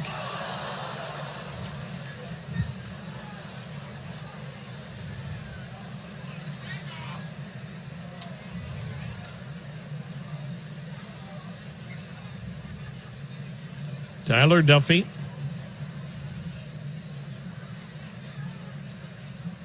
He's ready. Checks the runners. The pitch hit high, hit pretty well to right, but not well enough. Toward the line to grab it is Gonzalez. Tagging and going to third. Throw to third on 1 hop. And sliding in is Kipnis. Boy, what a throw by Gonzalez. A 1-hop throw in medium deep right field near the foul line. He almost got Kipnis. 2 down.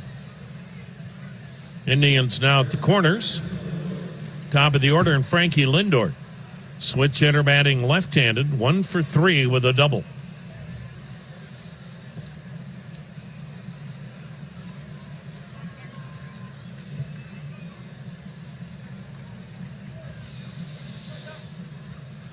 So 2 down. Indians at first and third. Indians with a 3-1 lead. We're in inning number 7. Duffy's ready, and here it comes, and it's upstairs, ball 1. Lindor doubled and scored in the third. The other 2 times flyouts to left.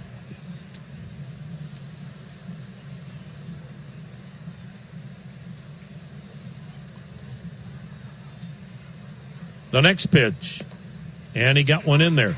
Pumped a fastball in to even the count at 1-1. Indians having another tough day in the clutch. 1 for 6 with men in scoring position. They were 1 for 12 last night. The pitch, upstairs and wide, 2-1. Been cloudy all day long here in downtown Minneapolis. 72 degrees, really no breeze.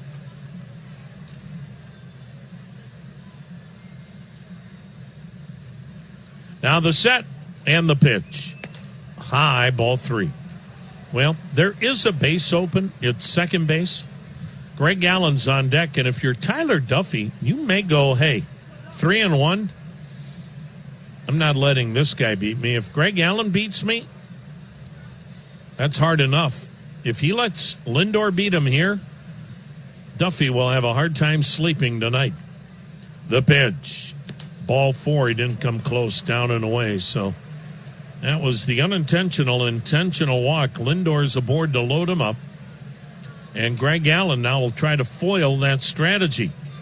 He hammered one to the second deck in right back in the first. His third home run of the year. Went 439 feet. He's had 2 other flyouts since then. And by golly, here comes the skipper. Relief pitcher into a bases-loaded situation. No margin for error for Ryan Harper. His 51st appearance. 3 wins, 2 losses, ERA of 3, 43 strikeouts, only 8 walks in 45 innings. So, Tyler Duffy, 2/3 of an inning, walked a batter. So you've got Kipnis at third, and Reyes at second, Lindor at first. 2 down, 7th inning, 3-1 Tribe. Switch hitting Greg Allen, batting left-handed. That's his stronger side. Twins' only left-handed relief pitcher is their closer, Taylor Rogers. Now the set, now the pitch. And it's downstairs, ball 1. Nick Goody continues to throw. He'll pitch this bottom of the 7th inning, and the Twins get a right-hander up. That's Trevor May. Harper's ready. He delivers. Allen looks at a breaking ball strike.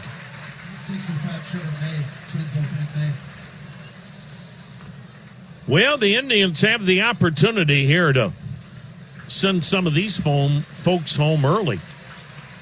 7th inning, another big crowd. Tribe leading 3-1. Bases loaded, 2 down. And the 1-1 pitch. Swing and a miss. Boy, he got a half a swing off at that sinking fastball. And now Harper's in the driver's seat, a ball and 2 strikes. Ryan Harper, not a hard thrower. Pitched 4 years at Austin Peay University. Now the 1-2 delivery. Breaking ball swung on line to second. Scope jumped up for no reason except Valley has now made 3 major league starts, covering 18 innings, and he's allowed 2 earned runs and allowed 9 hits in those 18 innings. Nick Goody's on the pitch. He'll make appearance number 24. He's 3-0, ERA 1.30, fastball and slider. Now let's get you updated on the Ram Truck out-of-town scoreboard. Baltimore, they got beat last night 23-2. They're leading Houston today 5-4 in the 8th inning. Astros are probably arm-weary. Angels in Boston 4-4 game in the 8th. It's over, and in Canada, heck of a ball game. Masahiro Tanaka threw a beauty, and the Yankees squeezed by Toronto 1-0. Kansas City walloped Detroit 10-2. Hunter Dozier and Jorge Soler each hit 2 home runs. Soler has now hit 35 home runs. Oakland leads Chicago 2-0 in the 5th. Tampa Bay and Seattle just underway. And in Milwaukee, Texas with a 1-0 lead over the Brewers in the 7th. Milwaukee has won 5 in a row. Texas has lost 4 straight. Catcher Mitch Garver 0 for 2 takes up and away, ball 1. It's over in Cincinnati, where the Cubs doubled up the Reds 6-3, and the kid didn't do anything today. Aristides Aquino had 3 home runs last night for the Reds. Today, 1 for 3, but he didn't homer. That pitch is strike, 1-1. Aquino's the guy that replaced Yasiel Puig in right field and tied a major league record with 7 home runs in his first 10 games. Washington on top of the Mets 5-4 in the 8th inning. Atlanta leading Miami 5-4 in the 9th. Goody comes set, the 1-1 pitch to Garver. And it's down and away, a slider, 2-1. Pittsburgh on top of St. Louis 6-4. They've played 5. And Josh Bell, 2 more homers for the Pirates. He now has 29. Colorado and San Diego scoreless. They've only played 1 inning. Here's the set and the pitch to Mitch Garver. And it's a little high, 3-1. The Indians leading Minnesota 3-1, but it's not much of a lead with this Twins lineup in this ballpark. 7th inning. So your Ram Truck scoreboard brought to you by the Ram 1500 Motor Trends Truck of the Year. Ram summer clearance sale going on right now. Now the 3-1, ball 4, he missed high. Well, you are begging for disaster when you walk leadoff hitters in the late innings in this park against this Twins lineup. Here's Luis Arraez. Drove in the Twins' only run. A sac fly in the 2nd, then flied out in the 5th. Indians with a 3-1 lead.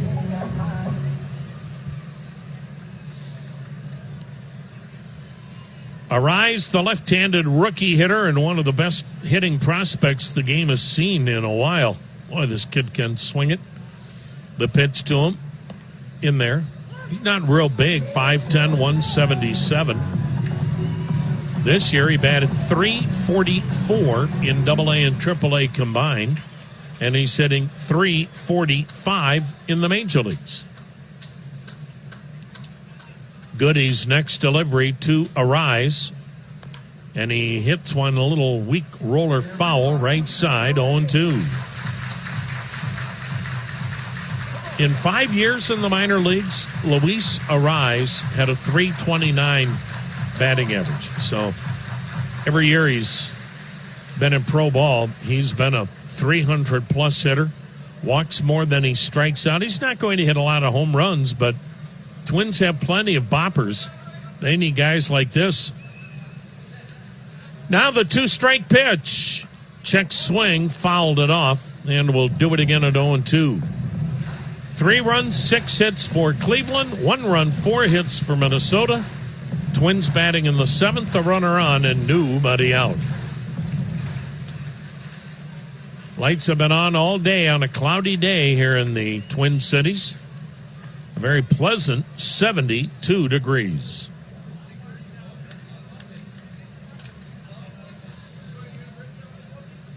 Now the 2-strike pitch. High, 1-2 for the Minnesota Twins.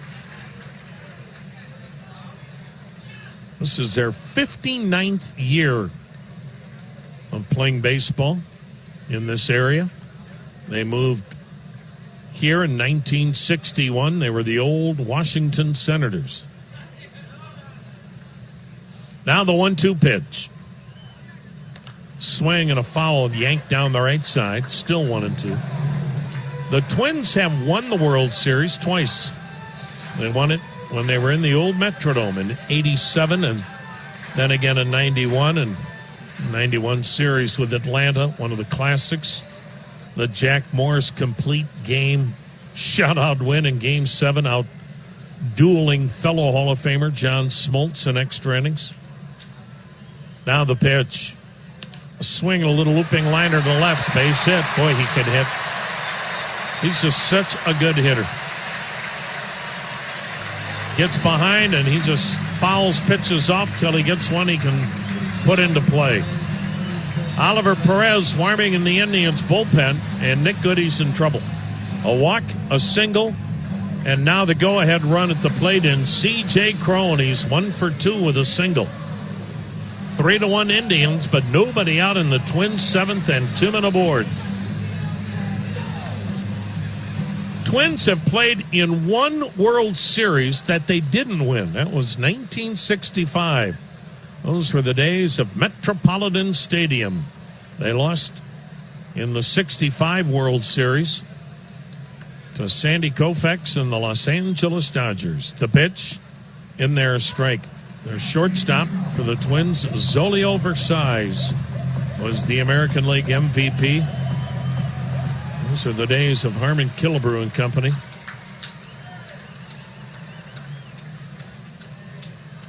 And mosquitoes the size of Volkswagens at Metropolitan Stadium. Now the 0-1. Swing and a shot down the left field line, just foul. 0-2 the count. Yeah, you make a mistake here, and C.J. Cron with 19 homers will put the Twins on top with one swing of the bat.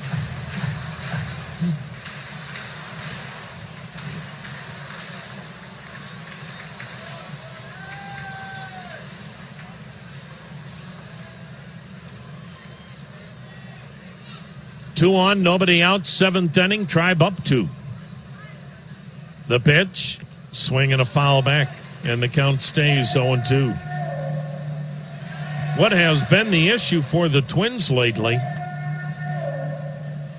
They, since 2002, have been in the playoffs 7 times. In 5 of those years, they were eliminated by the Yankees, including in the wild card game 2 years ago. The pitch, a swing by Cron and a weak fly ball, not very deep in center. Greg Allen will make the catch, and everybody stays put. That's a mammoth out for Nick Goody. First out in the inning, keeps the Twins at first and second. Marwin Gonzalez, the batter, is switch hitter, 1 for 2 with a single. But it's amazing how the Twins, in 4 years that they won the division title, 4 different years, they met the Yankees in the first round of the playoffs, best of 5, and 4 times the Yankees wiped them out, and it was never really close. And then a 5th time they were eliminated by the Yankees 2 years ago in the winner-take-all one-game wild card. That Twins team got a big lead in the first inning, and Irvin Santana just kind of spit it back at the Yankees, and thing was over in a hurry. Twins now trying to hold on to first place by themselves. They lead the Indians by a game. Tribe leads this game 3-1. The pitch, Gonzalez batting left-handed, tried to hold up and did. Wow. Appeal at third. The Indians thought Gonzalez had gone around. He is 1 for 2 with a single. And Marwin Gonzalez, very capable. 13 home runs on the year, and of course destroyed the Indians in the first round of the playoffs last year when, with Houston, he batted .538 against the Indians in that 3-game sweep. Now the 1-0 pitch. Swing and another weak fly ball. This time, shallow left. Lindor out, and he'll make the catch. Tyler Naquin said go for it. So a big out again. And now 2 down. Jonathan Schoop to the plate. But again, you're never out of harm's way with this Twins lineup. Schoop is hitting 9th and has 16 home runs. Righty-righty matchup. 2 out, 2 on. 3-1, Cleveland in the 7th. This would be massive if Nick Goody gets through this inning unscathed. And that would be the understatement of the weekend.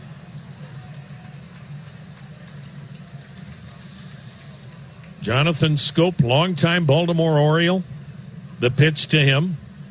Slider, and he swung and fouled it back. Would he like that pitch back? Wow. Nick Goody has hung some sliders here today. That's his go-to pitch. He got away with a hanger there. You do that again, and Jonathan Schoop will make it Minnesota 4, Cleveland 3. 2 outs, 2 on. Tribe 3, Twins 1, 7th inning. Now the set. Now the pitch. Swing and a foul to the upper deck, 0-2.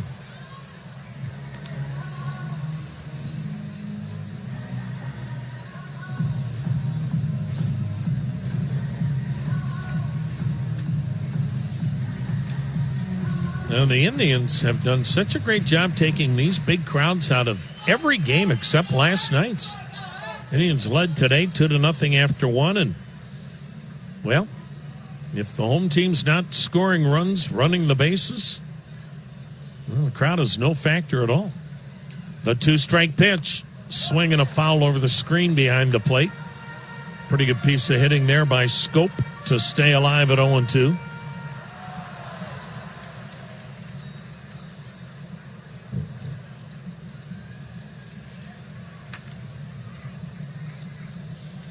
Inning started with a Mitch Garver walk. He's at second. Luis Arraez followed with a 2-strike single. He's at first. After Crone and Gonzalez were retired, now the 0-2 delivery. Swing and a miss. Got him with a disappearing slider. What a job by Nick Goody to get out of it. And we go to the 8th. Cleveland still leading Minnesota 3-1. Santana walked and scored in the first. RBI single in the third, struck out in the 6th. He'll swing it left-handed, Harper's pitch, and he went curveball and just missed low, ball 1. 3 on the right side of the infield with Santana batting left-handed.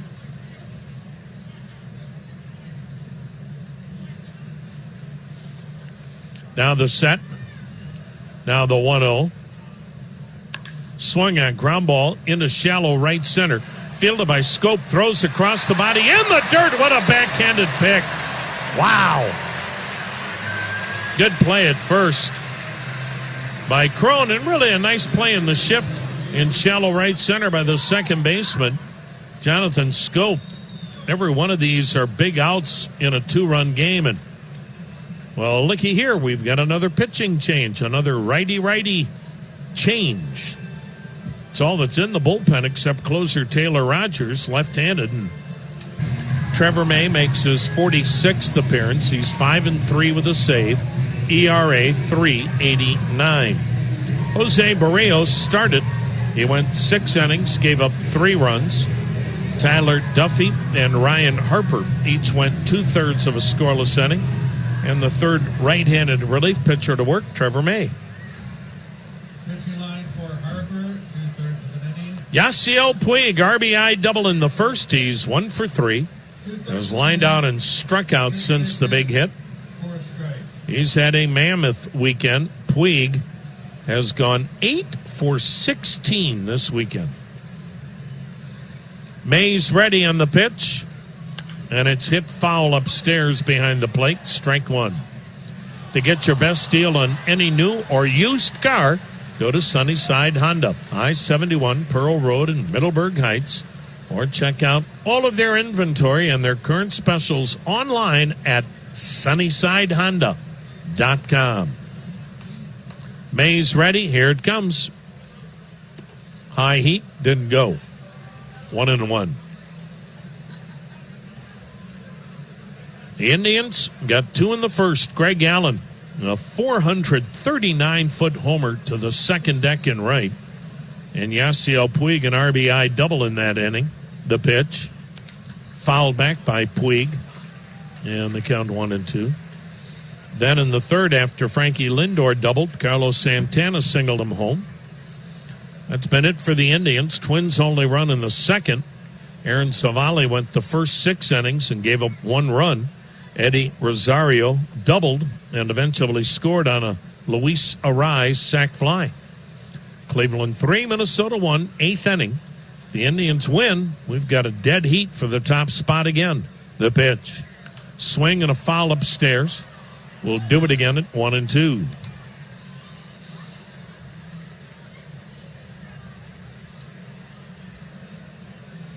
Twins, said it a number of times, and you probably know it by now. but at one point had an 11.5 game lead on the Indians. Now the 1-2. Swing and a chopper in the hole. Backhanded it short. Throw across the body by Polanco. Again in the dirt, and another good pick by Crone. The Twins have made two nice plays defensively here in the eighth. Now Jose Ramirez, 2 groundouts and a strikeout. He'll swing it left-handed.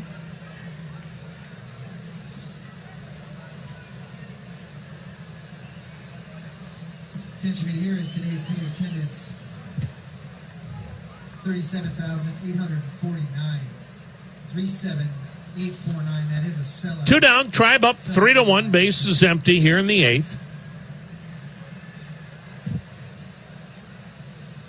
The pitch. And Ramirez skies one.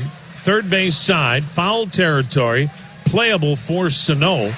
And he snatches it with one hand. And the Indians are done in the eighth. Hello. Ask Alexa to play WTAM 1100 on iHeartRadio. Left-hander Oliver Perez will at least start the eighth inning for the Indians. Tribe with a 3-1 lead. Nick Goody got into trouble and got out of it. What a scoreless seventh inning. Gave up one base hit. He allowed a walk and had a strikeout. Top of the order now, Max Kepler will get it going. Adam Simber warming in the Indians' bullpen. 1 hit, 1 walk, 1 strikeout. 21 pitches, 15 strikes. 1 inning. 3 runs, 6 hits for the Tribe. 1 run, 5 hits for the Twins. 15 strikes. Perez to Kepler, and the pitch swung on a weak ground ball into the shift on the right side. Lindor throws him out. Boy, Kepler today has swung at a lot of iffy pitches on the first pitch of the at-bat, and it's resulted in him not only being 0 for 4, but he's not given himself a chance to do damage, and he's a guy with 32 homers, and the Indians are very grateful. Here is Jorge Polanco, switch hitter batting right-handed. Left-handed today, 2 strikeouts and a pop-up. Perez is ready, and the pitch. And it's in there, called strike. Oliver Perez, for the second year in a row, a bullpen saver. He is 2-2, ERA 2.90, 49th appearance. He shakes off Plawecki. Now they're on the same page. And the pitch. And it is swung on and missed, 0-2. Sun has now finally peeked through the cloud cover on a gorgeous 72-degree day. Kind of day that Minnesotans long for during the long, cold winters. Here in the upper Midwest, the pitch. Swing and a miss. Got him with a heater. So Perez, 2 quick outs. Now Miguel Sano, and here comes Terry Francona. He's going to go to Adam Simber. Submarine-style right-hander. Sinker, slider, changeup.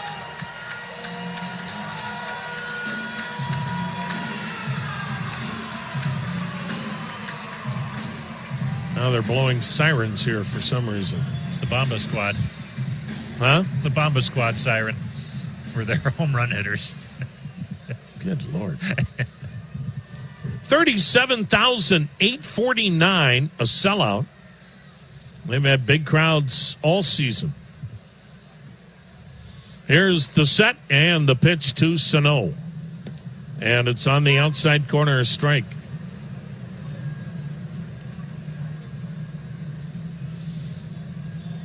3-1 Indians. It's been that way since the third. We're in the eighth. 2 down, nobody on. Now the 0-1. Slider hit foul. Back of the plate, 0-2. Oh, this is what the Indians need from Simber. Come in and throw strikes. Too many times now he's been pitching from behind or walking the first guy he faces, and boy, that has led to a lot of complications.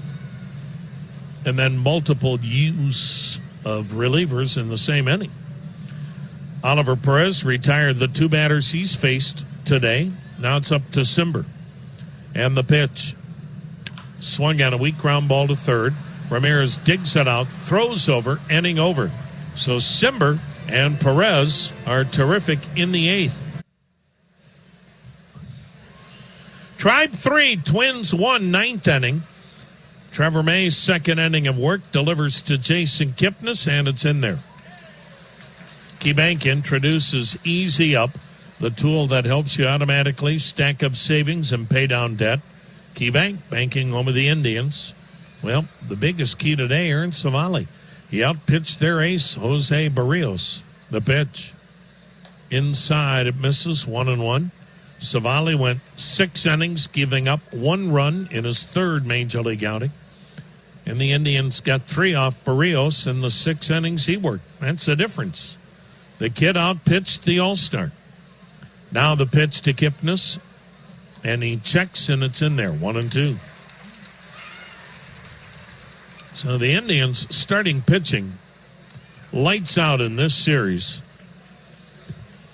Thursday night, Mike Clevenger went 7 innings, giving up 2 runs on 3 hits, struck out 9. Friday night, Shane Bieber went 7 innings, gave up 2 runs, striking out 11. Now the set, now the pitch. And it's low, 2-2. Adam Pletko went 6 innings last night, gave up 4 runs, but if a play is made defensively, he could have gotten out of that game giving up 2 runs. And then Aaron Savali today, 6 innings, allowing a run. Now the 2-2. Swung on line towards right field. Caught chest high by Gonzalez. Hard hit, but Kipnis out number 1. That'll bring up Franmil Reyes 1 for 2 with a single. Indians lead 3-1. 9th inning here in downtown Minneapolis. Reyes still looking for that first bomb with the Indians. Once it comes, look out. He might go off on a tear. Just trying to do too much right now. Well, the Mets winning streak ends at 8. Washington beats the Mets today 7-4. Now the pitch. Swing and a miss. High heat at 96 miles per hour. The Indians will see the Mets on the next road trip. The Indians are home for 3 days and play Boston and then go to New York to play the Yankees for 4 and the Mets for 3. Now the 0-1. Swinging a foul upstairs, and it's quickly 0-2.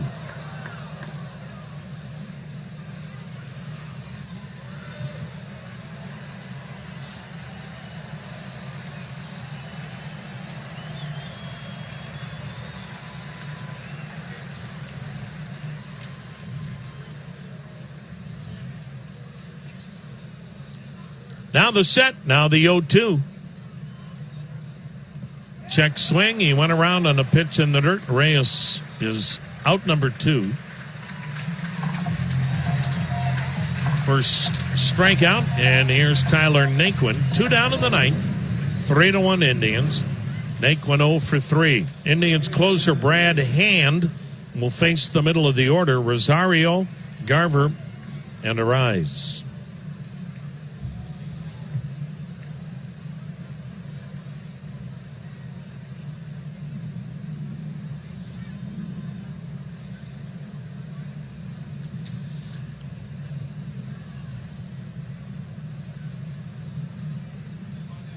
Now the set, and the pitch is in there. Michael Brantley has hit a 3-run home run in the 9th inning, an inside the park home run. And Houston now leads Baltimore 7-5. Baltimore now batting in the bottom of the 9th. Here is the set, here is the pitch, and it's hit foul back and out of play. And the count is now 0-2.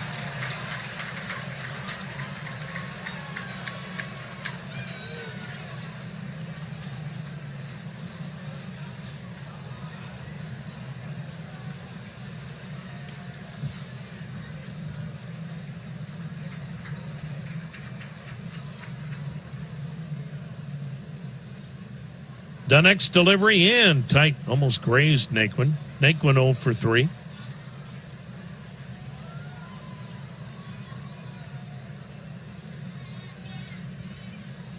Tribe leading it 3-1. Bases emptied, 2 down, 9th inning.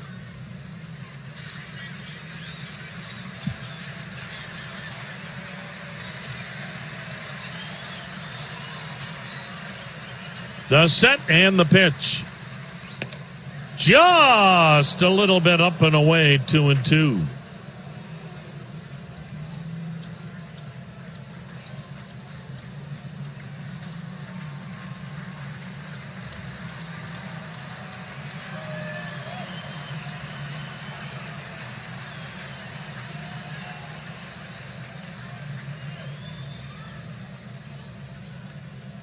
Now the 2-2 delivery.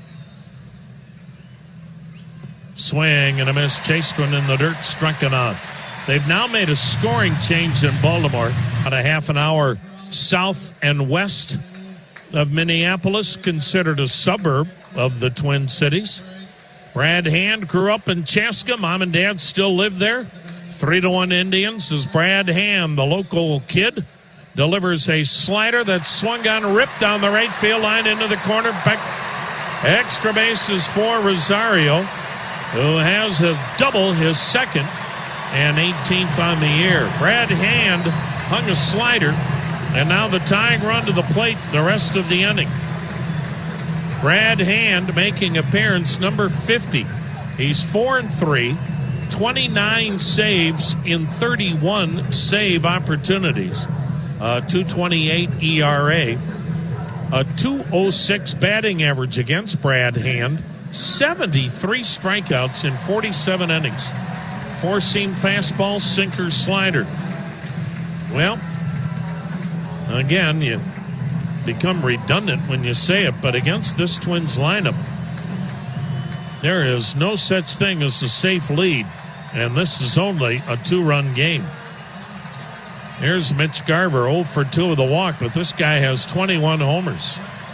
The set and Hand's pitch. And the Twins catcher takes down and in, ball 1. Aaron Savali went 6. He gave up a run on 4 hits. Nick Goody, a scoreless inning. Oliver Perez, 2/3 of a scoreless inning. And Adam Simber, 1/3 of a scoreless inning. Now it's in the hands of one of the best in the business. But nothing's automatic in this game. Hand is ready. Check second. And he comes to the plate.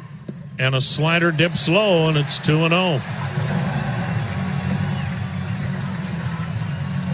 Well, it was certainly not a routine save for Brad Hand in the other ball game that he pitched. That was Thursday night.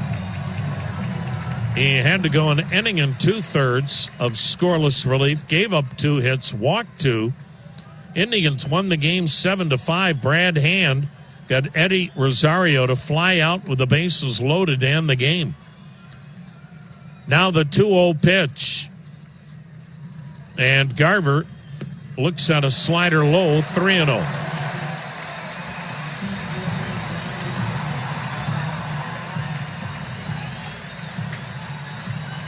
Well, one thing you do know, though, about Brad Hand, he doesn't rattle.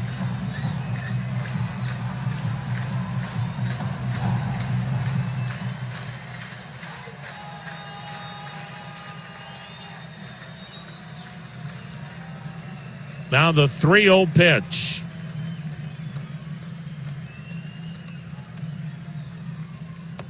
There's a strike on a fastball, 3-1.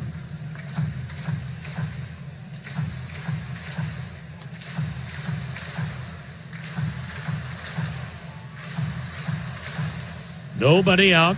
Leadoff double by Rosario. 3-1 Indians. Twins' last shot here in the bottom of the 9th. Hand is ready.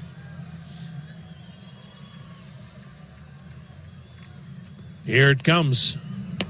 Strike 2. Nicked the outside corner. Full count.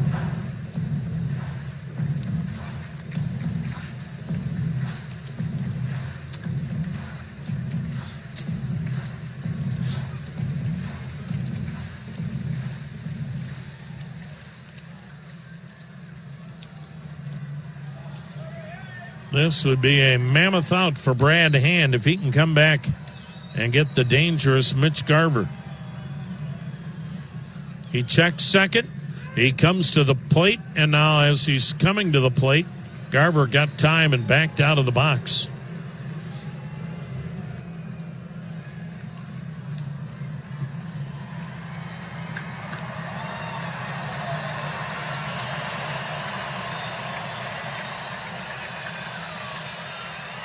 Three to 1 Indians. Twins batting in the ninth. They've got a runner at second. Nobody out. And the payoff pitch to Garver.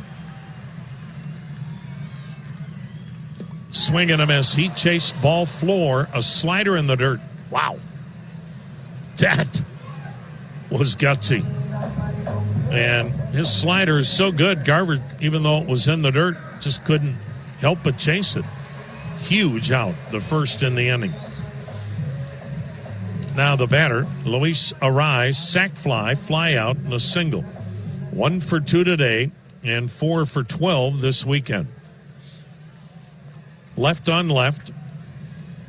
Hand against the little guy who at 5'10", then hits out of that crouch, makes him look like he's about 5'5", 5'6". Hand is ready in the pitch. Swinging a shot on one hop by Kipnis into right center. That is going to score Rosario. Puig's throw cut off by Santana at the mound. It's a one-run game. Jason Kipnis had a chance to make a play. A one-hop smash that took him up the middle. He never got a glove on it. It's an RBI single to right center, and the kid just keeps delivering. Another hit for Luis Arraez. He has both runs batted in.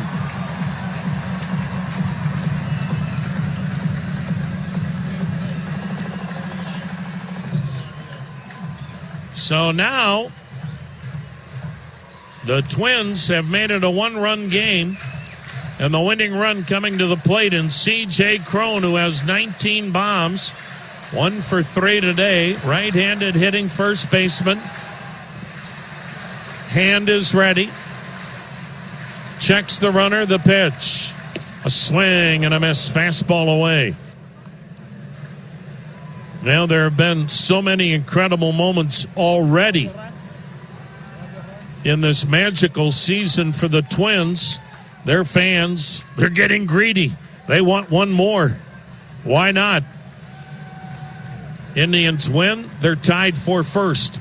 Twins win, they've got a 2-game lead, just like it was going into Thursday's game. The pitch, way outside, a fastball to even the count at 1-1.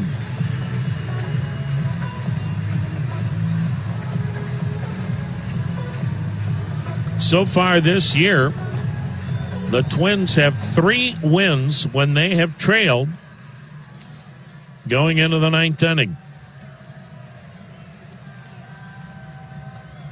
Twins also have 3 walk-off wins this season. Here's the pitch. Swing and a foul back slider, and Cron was a little out front. 1-2 the count.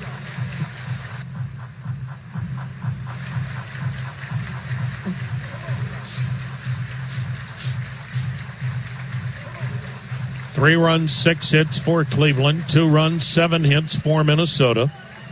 Arraez, the tying run at first. 1 down, 9th inning. Here's the set, and here's the delivery. And the Twins' first baseman checks on a slider in the dirt. Good block by Plawecki. 2 balls, 2 strikes. 1 out, 1 on, 1 run Indians lead here in the 9th.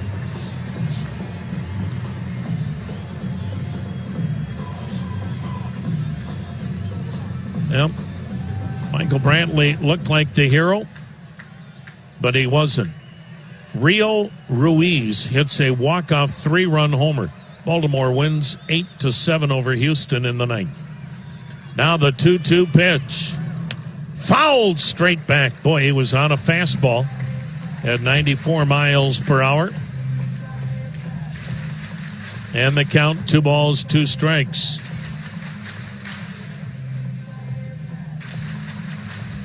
Sellout crowd. Not all of them have stayed, but a majority have. 37,849.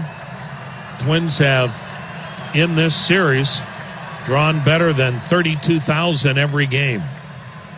Now the set and the next delivery, high, and the string is out. Full count on Crone. Arise being talked to by the first base coach, Tommy Watkins. One out. Arise, the tying run at first here in the ninth. 3-2 Cleveland. Full count now on C.J. Crone. The set. The pitch. Runner stays, and the slider is fouled off. Crone, I think, thought he should have done something with that slider. It was up a little. And he fouled it off.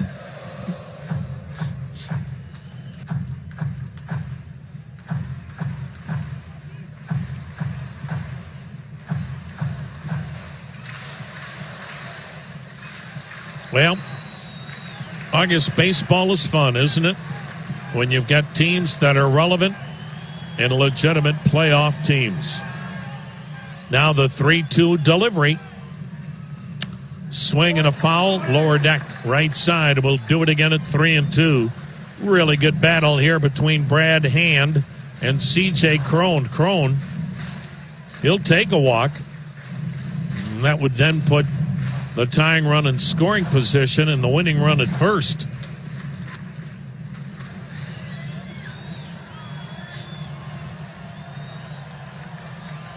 And again, Brad Hand really having to work. The 3-2 delivery. Hit high in the air, foul. Third base side. Ramirez near the seats. This is out of play. And we'll do it again at 3-2. And this next pitch will be the 10th pitch of the at-bat.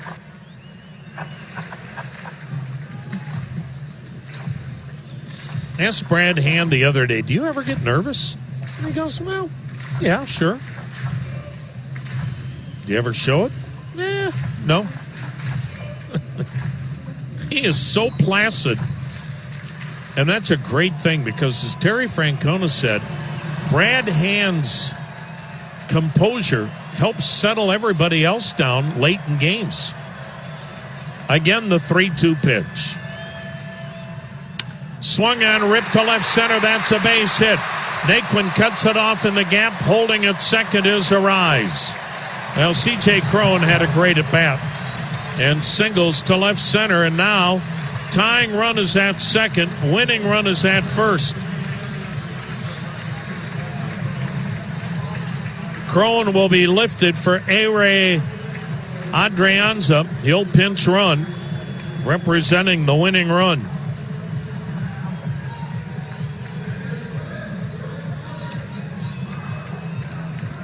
So the Minnesota Twins, they keep coming at you. We've talked about it all weekend. And that's really a trait all the good teams have. But the thing about the Twins is their offense is just so deep and so relentless, and that everybody that bats has a chance to win a game with a long ball, including this guy, who's always at his best against the Indians, Marwin Gonzalez, the switch hitter, and he'll be swinging it right-handed. The set, the pitch, a swing and a smash, just foul outside of third. That would have won the game. Garver, the only out in the inning. Rosario doubled to start the inning. Garver struck out.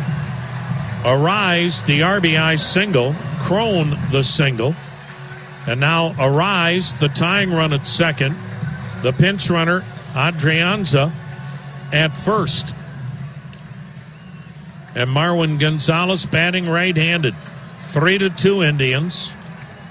Twins at first and second, one out in the ninth. Can Hand escape again like he did Thursday night? Marwin Gonzalez today, a ground out, a single, and a pop-up.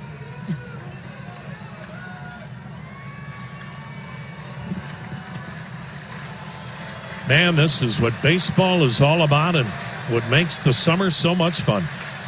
The 0-1 pitch.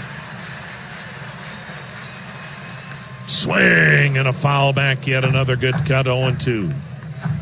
It's fun unless you're the manager, as Terry Francona said the other night after the win. Excuse me, now I have to go throw up. But he said he wouldn't miss it for the world. There's nothing worse than August baseball with no light at the end of the tunnel and you're 25 games out and just marking the days off the calendar. This is what you want. Relevant baseball in August and September, and Cleveland, you've got it again for the 4th year in a row. Minnesota and the Indians separated by 1 game. Now this game separating the teams by 1 run. The 0-2 pitch to Marwin Gonzalez. Swing and a little tapper foul third base side. Well, there are not many swings and misses here against Brad Hand, which is why the pitch count is already up to 21. Not been able to put hitters away with 2 strikes. Twins at first and second, 1 out, a run in. Indians up a run, 3-2 in the bottom of the 9th.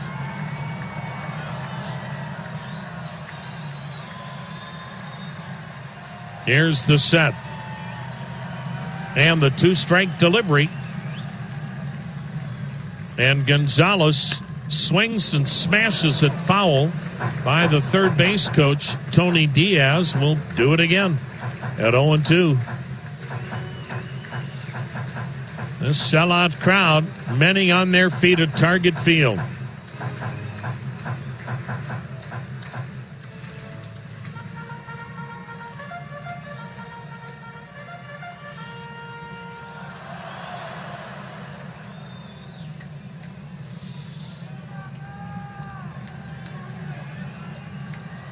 Brad Hand, Marwin Gonzalez, both taking their time.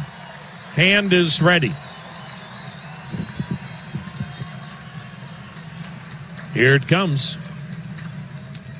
Swung on, line to deep left field. Naquin Beckett's off the base of the wall. In to score Arise. Adrianza behind him. Throw by Lindor to the plate. The slide out at the plate on a head-first slide and a tag by Plawecki. And now Rocco Baldelli is arguing interference. But what is Plawecki supposed to do? Lindor with a great relay throw from shallow left to gun down the winning run. Twins want to challenge the play at the plate. I tell you what, if this is called catcher's interference, then there's no point in playing Major League Baseball. Gonzalez had another great at bat, and he has handed Brad Hand his third blown save. As Plawecki, he just simply went to the baseline where the throw took him, and sure, he's 3-4 feet in front of home plate up the third base line, but he's got to catch the ball, and he's allowed to do that. There is no way that they're going to end the game here and call that catcher's interference. No way. Headsets are off, and he's out at the plate. And otherwise, it's like playing touch football. But Brad Hand has given up a game-tying RBI double by Marwin Gonzalez, who's still the winning run out at second. Well, Naquin and Lindor did a good job of cutting down the winning run at the plate. Give Gonzalez the double, his 15th and his 38th RBI. And then Adrianza was thrown out at the plate 7-6-2 for the second out. And now the number 9 hitter, Jonathan Schoop, winning run at second, 2 down. Game now tied at 3. The pitch. And a backdoor slider low, ball 1. Well, the Twins have done it. They've come back and tied it. They've had 2 doubles and 2 singles off Brad Hand this inning. And Brad Hand has made 24 pitches. And the balls that have been hit hard, and he's had a lot of foul balls hit off of him. Scope digging in. The 1-0. Swung on, chopped to third. Chest high, hop handled. Ramirez throws over, and we've got extra innings. The Twins scored 2 in the ninth. And this series, well, the Indians will now have to do it against a guy that, well, is about as good as it gets, at least when he faces the Indians, although he's become a really good late inning relief man, and this year's become a really good closer. Taylor Rogers, the left-hander out of the University of Kentucky. Fastball, curveball, slider, changeup. Then we go to the 10th inning in a new ballgame. Trevor May, he got all 5 men that he faced out and ended up striking out a couple. So Taylor Rogers will face Kevin Plawecki, the Indians' number 9 hitter and catcher. Rogers the set in the pitch, and it's outside a ball. Taylor Rogers last night went 2 innings to get the save, his 18th. He's 2-2 with those 18 saves and a 2.03 ERA, 45th outing. He delivers, and Plawecki fouling it into the second deck behind the plate. And the count 1-1. The 9-inning totals: Cleveland 3 runs, 6 hits, no errors, 5 left. Minnesota 3 runs, 9 hits, no errors, and the Twins have stranded 6. Twins tying it with 2 in the ninth, but they could have won it had Frankie Lindor not thrown out the winning run at the plate. Plawecki cuts and misses, and the count 1-2. Plawecki 0 for 3, couple of ground outs and a flyout. Twins have used Duffy, Harper, May, and now Rogers out of their bullpen. Now the set. Now the 1-2 pitch. Inside a ball, 2-2. The Indians are really at a disadvantage now.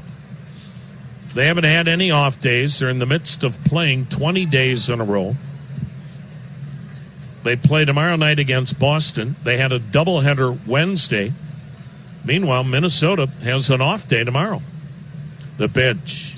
Swung on. Shot inside the bag at first, down the right field line. Hits off the side wall. Karen played by Gonzalez, holding Plawecki to a single. But a good piece of hitting by Kevin Plawecki, shooting it the other way, and we'll get a pinch runner as Oscar Mercado will run for Kevin Plawecki, and then Roberto Perez will come on to catch. So Plawecki with a nice piece of hitting the other way. And now, all of a sudden, the Indians have the go-ahead run on. And the top of the order in Frankie Lindor. Lindor, the switch hitter, will bat right-handed. He took a long look down at the third base coach, Mike Sarbaugh. We'll see if he's bunting. Well, you hate to see the bat taken out of the hands of Lindor. But if Lindor bunts, he's probably doing it on his own. He's doubled and walked. The throw goes to first and Mercado back. Now, Mercado's a threat to run. He has swiped 9 bases. He's been caught 3 times. Mitch Garver, the catcher, has thrown out 26% of the would-be base stealers. Game tied 3-3. We're in the 10th. Rogers is ready. The pitch, and it's outside. Lindor not showing bunt. Hunter Wood is warming in the Indians' bullpen. In extra inning games, the Indians 3 wins, 4 losses. The Minnesota Twins 4 wins, 5 losses. Now the 1-0 pitch. Down low, ball 2, 2-0. Now you got to wonder about Taylor Rogers. He was called upon to get a 2-inning save last night. He's worked multiple innings all year. That wasn't anything new, but you don't a lot of times work multiple innings and then come right back the next day. And he made 31 pitches last night. Now the pitch. And he whisked missed inside 3-0. Threw him a slider. So now the Indians have quieted the sellout crowd at Target Field. Game tied at 3 in the 10th. Mercado at first, nobody out, and a 3-0 count on Lindor. Here it comes. Down and in, he walked him. So the Indians have 2 men on with nobody out. Lindor will head to first on the walk.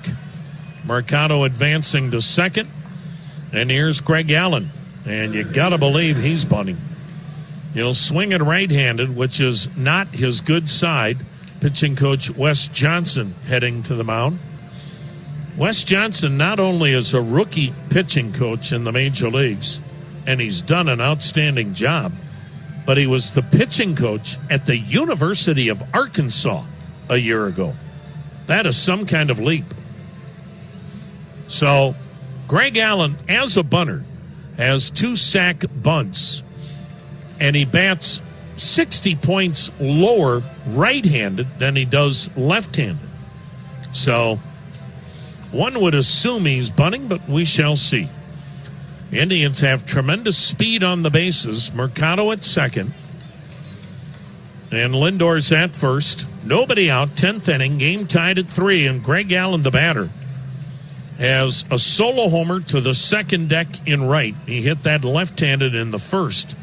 2 flyouts and a lineout since.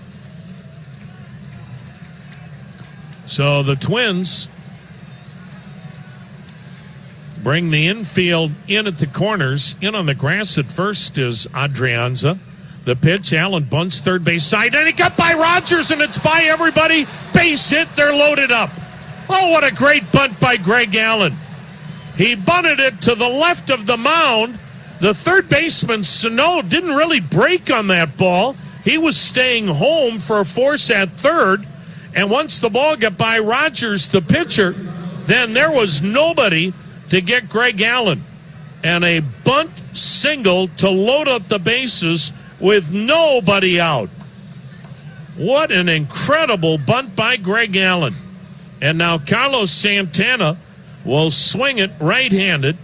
Today, 1 for 3 with an RBI single and a walk. The Twins have to bring the infield in. There is nobody out, bases loaded.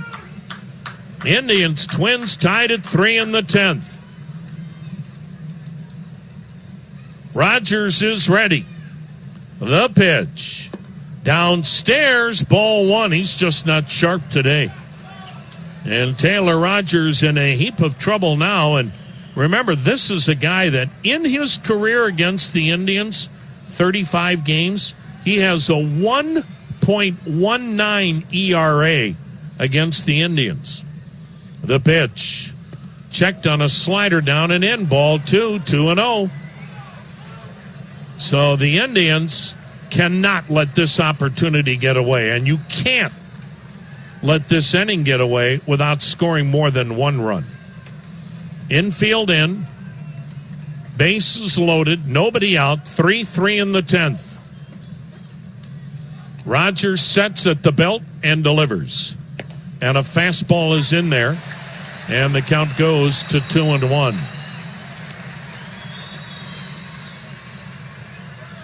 Well, Santana will be wailing here if he gets the pitch he's looking for. Outfielders, straight up, medium, deep. The pitch.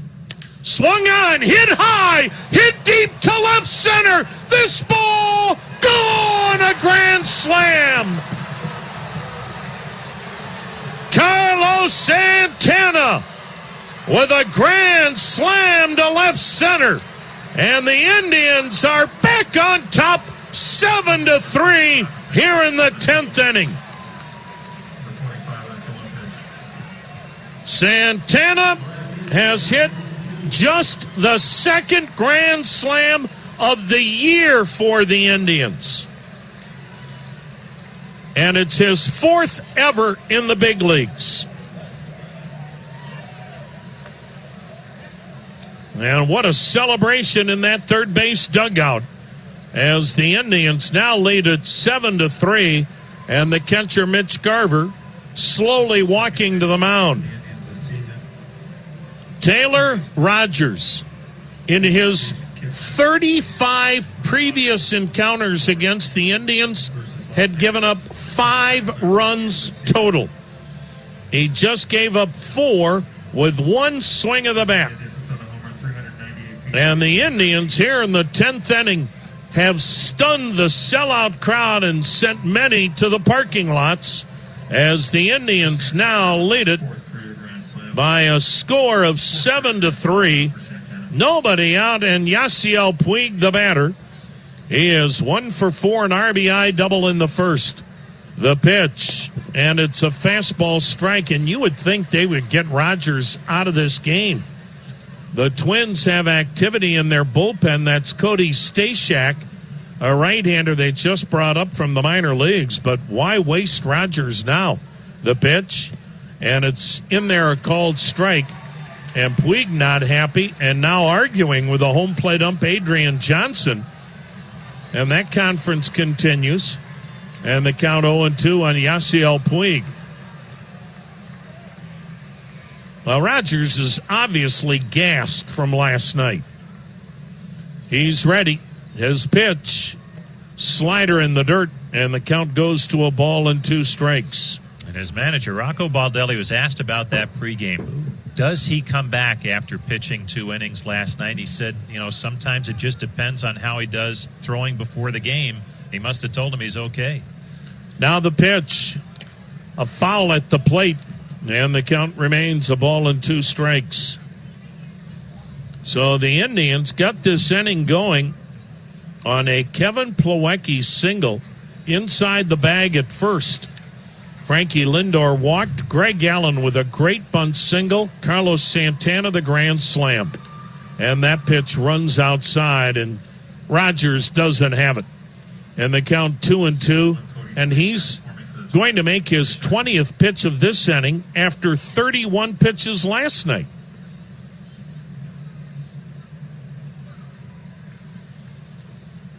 Now the set. And the pitch is in there, and Puig is out looking, and he knew it. We'll have another pitching change as the Twins will go to their bullpen one more time, but now it's pretty much a moot point. 7-3 Indians. We'll be back here in the 10th.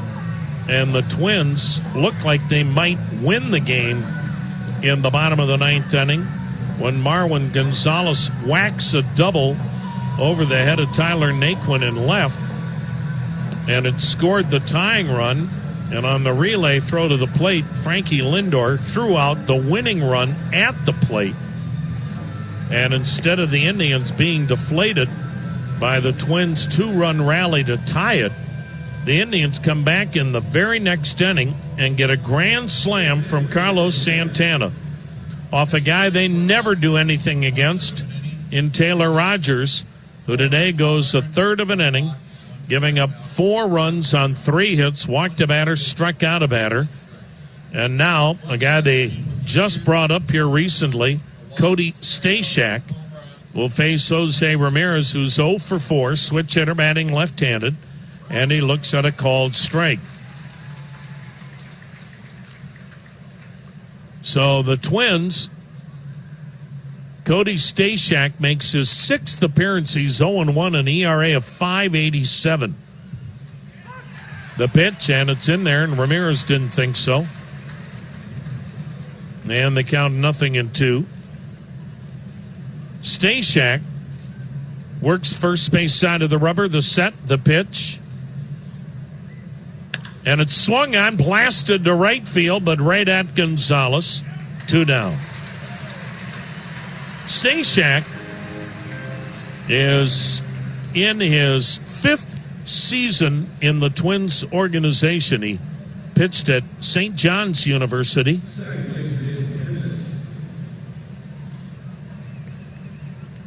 And Stashak now facing Jason Kipnis, 1 for 4. Tribe with a 7-3 lead here in the 10th. 2 down, bases empty, the pitch. Kipnis lays off the breaking ball. It's low, ball 1.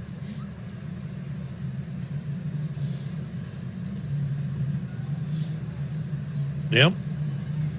It'll be the top of the order for the Twins. The 1-0 is swung on, hammered foul down the right side, a 1-1 count. Hunter Wood had been warming in the Indians' bullpen. We'll see if he gets the call.